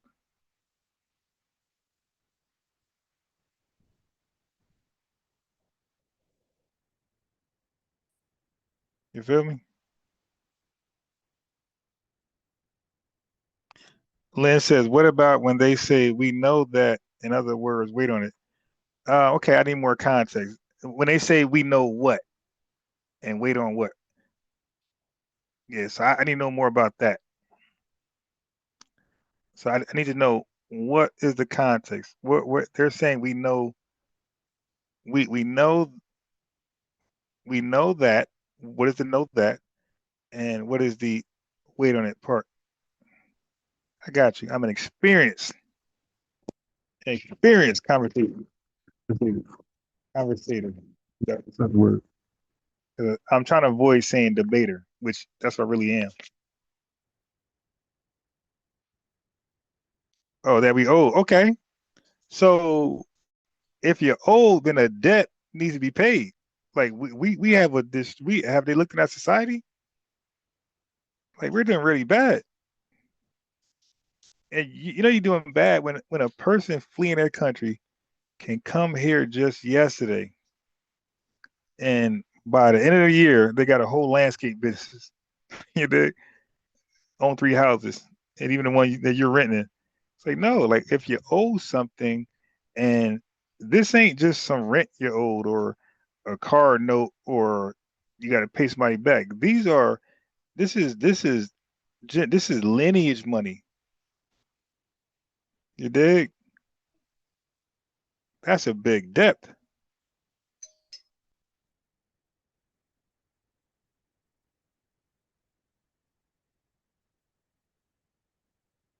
That's a big debt. And then we got to find out why are we. When they say we know that, then I will ask them questions now. You say, okay, so um, now it's questions for them now.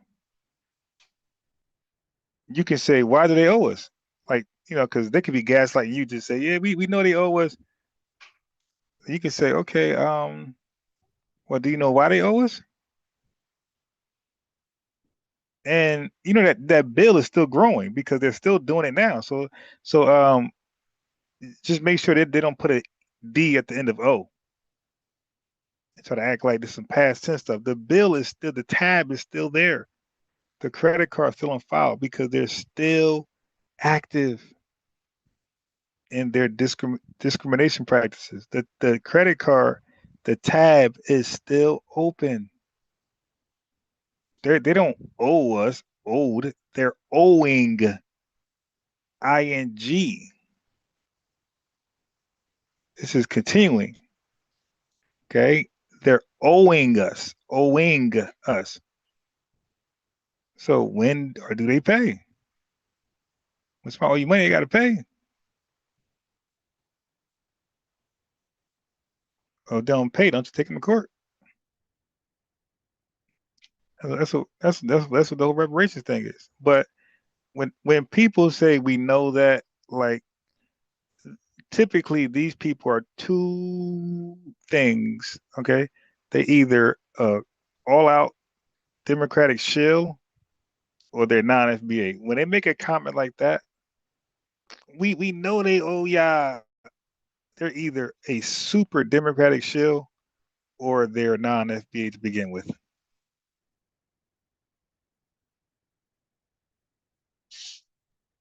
Bless you. Because what Black American wouldn't take a check right now? What lineage Black American wouldn't take a check right now? So that's what you know, like, yeah, either a super duper Democratic shield or they're not us at all.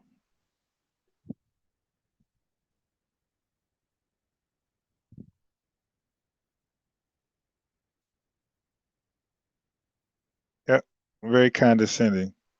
So what I would do is I wouldn't even have that conversation. So with those people like that, I want to have a reparations conversation because it seems like no matter what you say, they're just gonna play it down. So what I would do is I'll move the conversation to delineation. That is much better and easier to have. So because the reparation thing, they're gonna gaslight you. Are you begging? What man? You gotta work. You can't wait on that. Like they're gonna do that to you. So I would sneak the conversation to either anti-black crime bill or delineation. Because reparation thing, like that person's too comfortable with their argument. Bring them into delineation and an anti-black crime bill. Now you took them out their waters of comfortability. Most likely they have no idea what delineation is, and they wouldn't even understand why an anti-black crime bill is needed.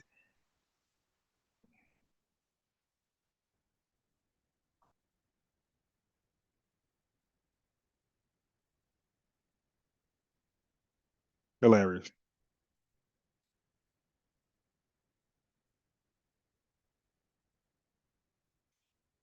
Mm. This time is going so fast, man. This ain't cool. Cause I will never be that cool to you. I don't be cool. Yeah, I would bring them to the argument or the conversation of delineation. That the need for self-identification. So I would start with this.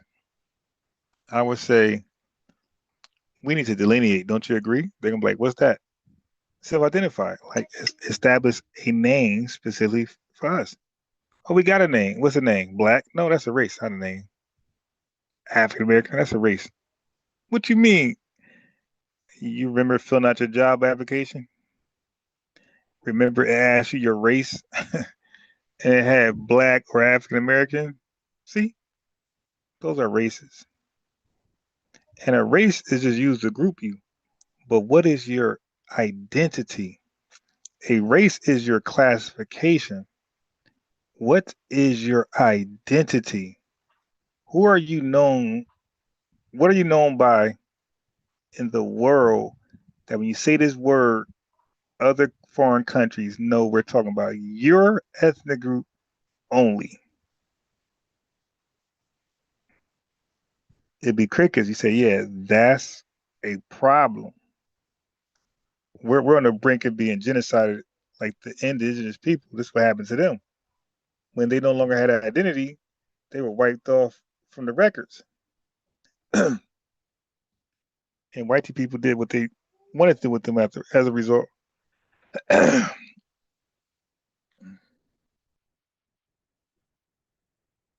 Yeah, so like we're actually in, yes, what's that? It's dirty. Yeah, so we're actually in the moment of paper genocide. Like it we're not at the moment where we're like trying to prevent it. It's already happening. We're in the storm. We just don't know because we're asleep. So we're currently in the process of being paper genocided. Like, do you think when the indigenous people were being paper genocided, do you believe that they were conscious of it?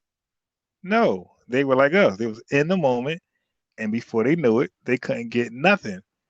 White people just snatching everything from them, and they learned years later what that was called. You know, the names usually come after the event, so they learned years later. That, hey, that's paper genocide. What's happened to you? They stole your whole nationality. Stole your not nationality, but they stole your whole ethnicity, and they gave you a race called Negro that invites again Negro race invited all people across the globe, just like what they did with the black race. Good job. And next time, put it up so it won't be dirty.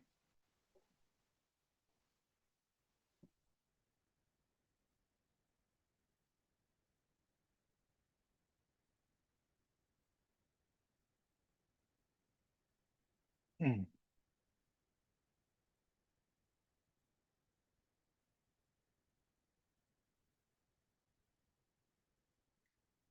Yeah.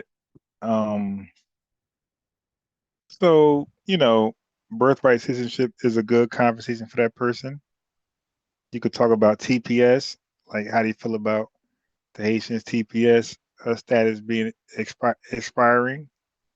There's a couple of things you can say. You could talk about who was the origins of hip hop. There's a couple of things you can get them with to make them fully expose themselves.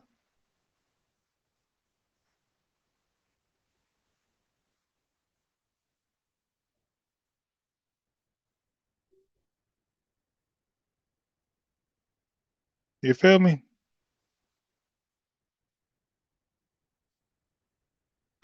All right. So TikTok, I'm gonna log off so I could join a TikTok group. I think I'm gonna join one. I ain't trying to be too stressed out. So if you follow me, you can follow me into the groups, and I feel like cooking. I ain't say cook someone. I feel like just cooking. That just means going in on the information. Now, if somebody gets in the way, I'm gonna cook them. But my intention is to be fruitful, add to the conversation.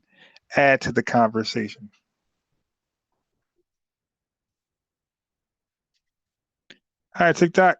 All right, because I feel like engaging now. Anybody, unless somebody want to hop on, especially non-FBA. Non-FBAs on TikTok, invite yourself up.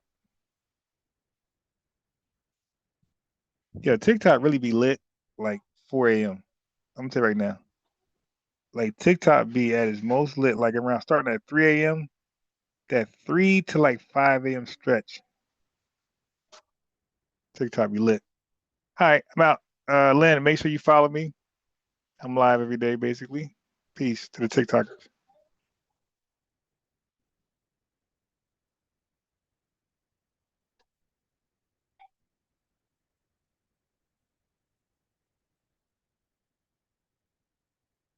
I see Lynn. Lynn got reparations in her thing.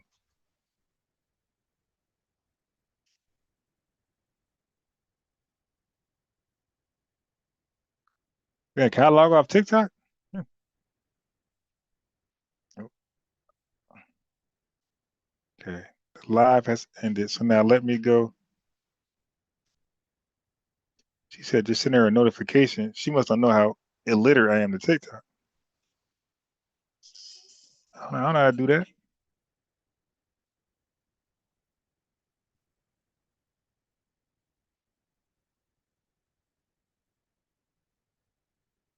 All right, let's see. We got a couple of rooms out here.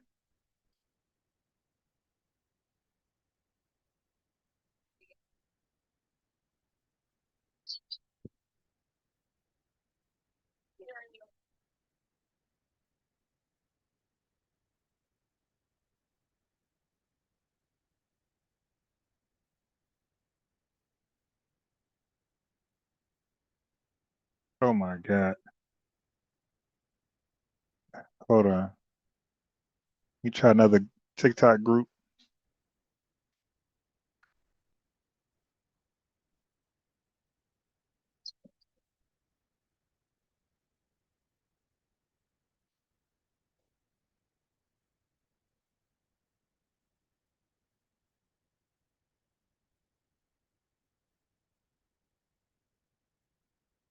Okay.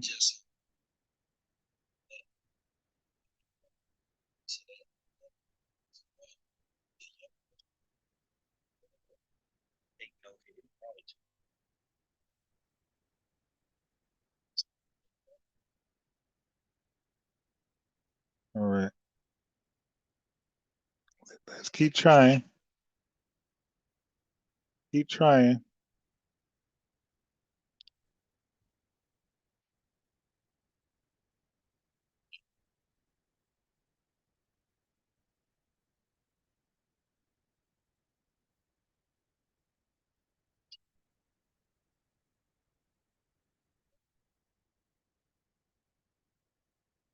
Yeah. Yeah. He said these peoples. If you're saying people with an S, can't. Now come on, there's a lot of groups, but they all got whack topics. Come on, give me a good group.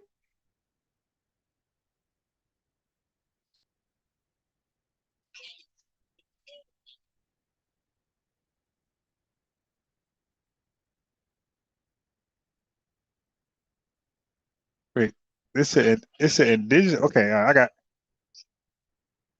All right, I got one, family.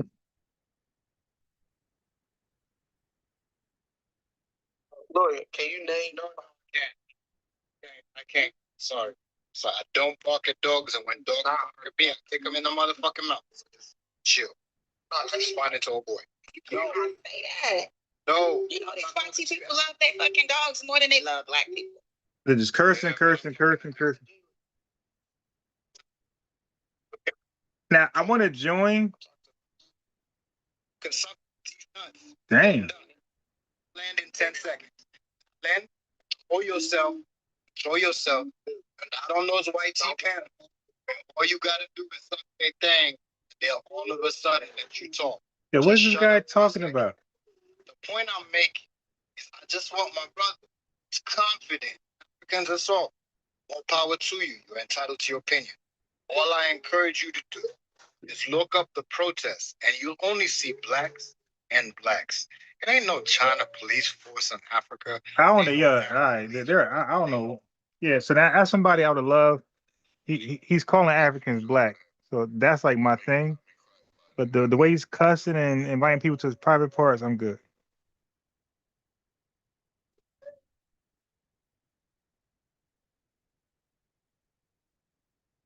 I'm trying to find something.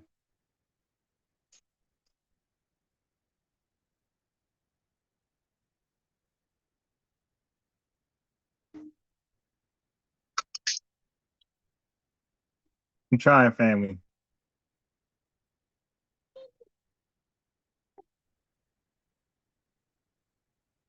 And what she got? What she got going on? She ain't talking. FBA News and Updates. FBA News and Updates. Told to do.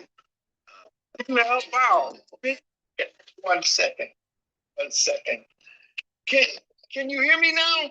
Can you hear me? Yeah, I can hear you.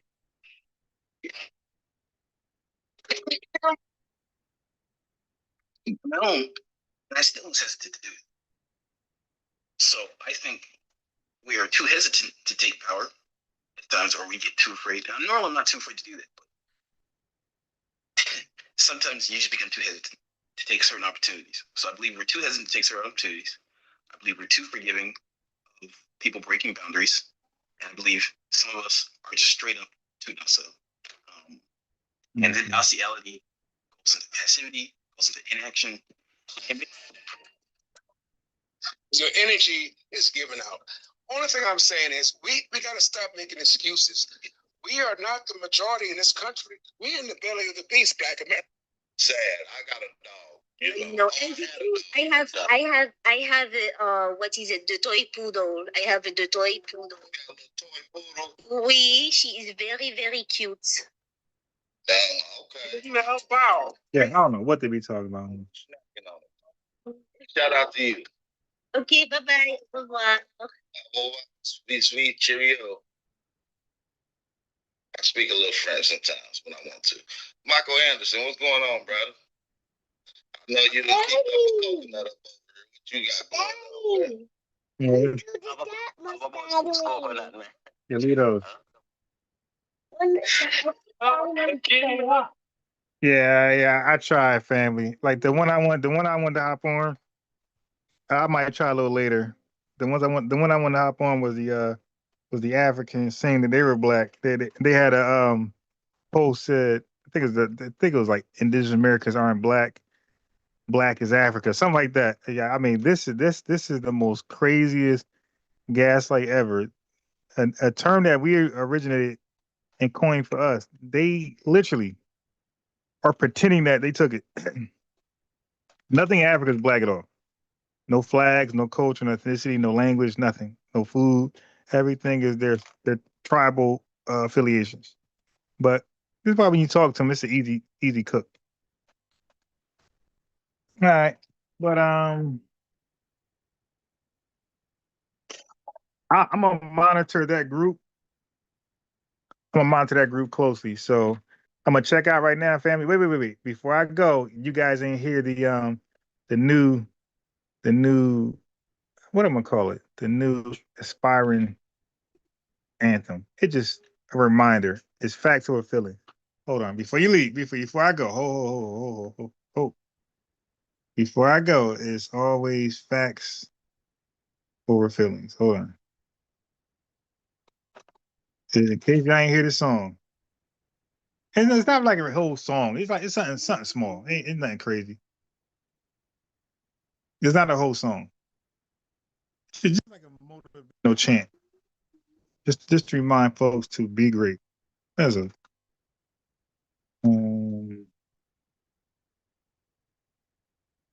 where's my playlist? I think it's right here. Yeah, it's right here. Okay, watch this. It's right here. Oh my God, I forgot. I'm not on my premium account.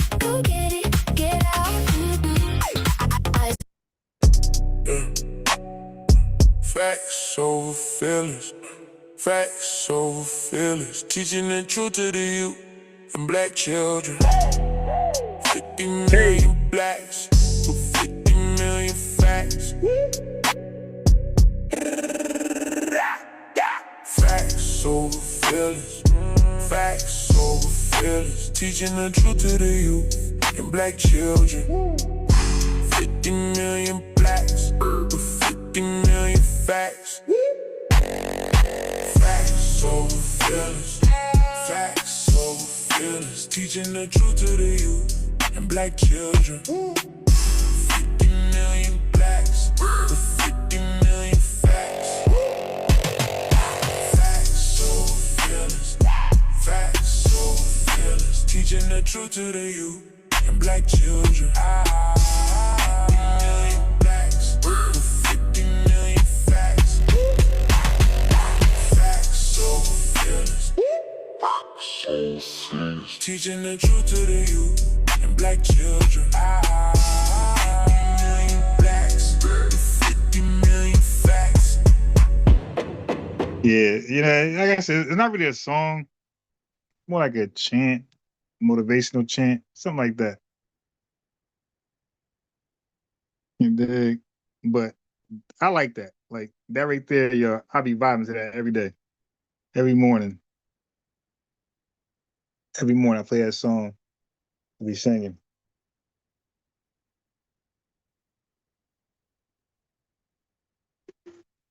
Yeah. World Chatter said, I like it. AVI said, guess what? The Drake fans are upset because Tether said Drake will be the new king of pop. The bio music move section too. Yeah, nah, I'm off Drake.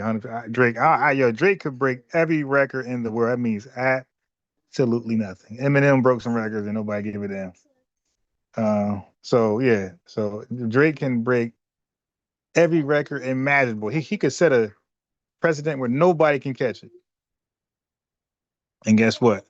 That won't be the standard for Black American rappers. Black American rappers are going to have their own realistic standard to catch. Like we're going to have our own personal like standard. We don't do that. We know that Drake ain't grassroots. We know that the Black Americans don't really support Drake like that. He got a lot of support from foreigners, and so it's not authentic. It's not grassroots support. So grassroots support artists is who we.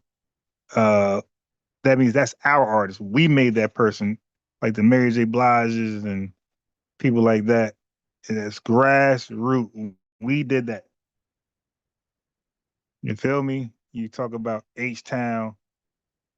You talk about Jodeci, Boys and Men. Like that's what we did. Roots, things like that, man. We made them as grassroots success. The Fugees and Dick and Lauryn Hill is not Haitian. I know y'all upset. Don't know why, because Wyclef is and Ross, Prowse, Kyle, whatever his name is, they are. But it's fake news. Lauryn Hill is 100% both parents Black American. Yeah, thank you, Ricardo Flight says tight.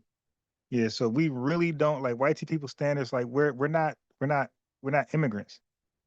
Like immigrants care about white people standards. And like they just can't relate when we say we don't care. Like we establish our own standards of what's acceptable and what's not, regardless of how white people feel about it. They don't give us a standard that we respect. Oh, don't hit your kids. Yeah, all right. Spanking still continued. You feel me? Don't do this. Yeah, all right. That still continued. They don't, but non-FBAs, they will listen to all that as those coming from the mouth of God. And like that, like just like our resistance again, our resilience and resistance, this theme of Hidden Color 6, that's in us. And that's why they're talking about it. Like, and that's something that foreigners just can't relate to. They can't fathom it because a lot of them just ran and abandoned their loved ones for their own safety. Like that ain't op fed type. The feds love those type. The feds ops, the Russian troll farms, they love those type of people who will run, abandon their homeland, abandon their family for their own personal safety. These are the people who make the best agents for COINTEL, whether it's from Russia, right here in America, or China. They make the best COINTEL. You could dodge and run off from your family. You are the perfect agent.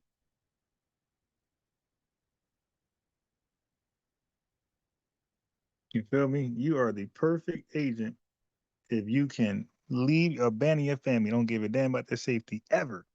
So as long as you good in America or Canada or UK, as long as you got a happy life, you are like, man, screw them.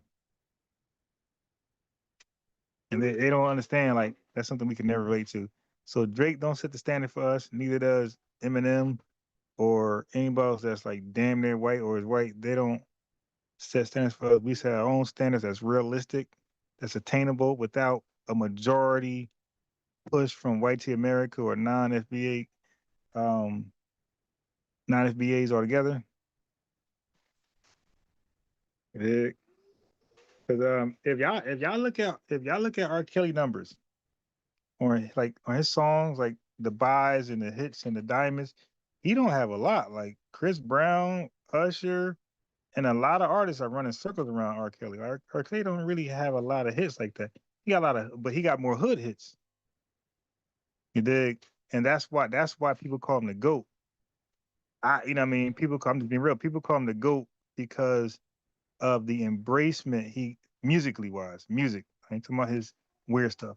Musically wise, he's called the GOAT because he was made king by Black Americans and not non-Black Americans. Other artists are made king a little per 33% Black Americans, 33% white tea Americans, and maybe 33% foreign. You feel me?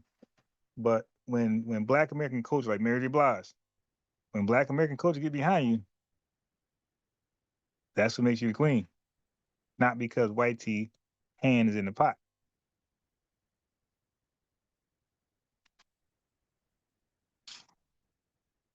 All right, my name family. If you don't see me again live tonight, you can definitely catch me 5:30 in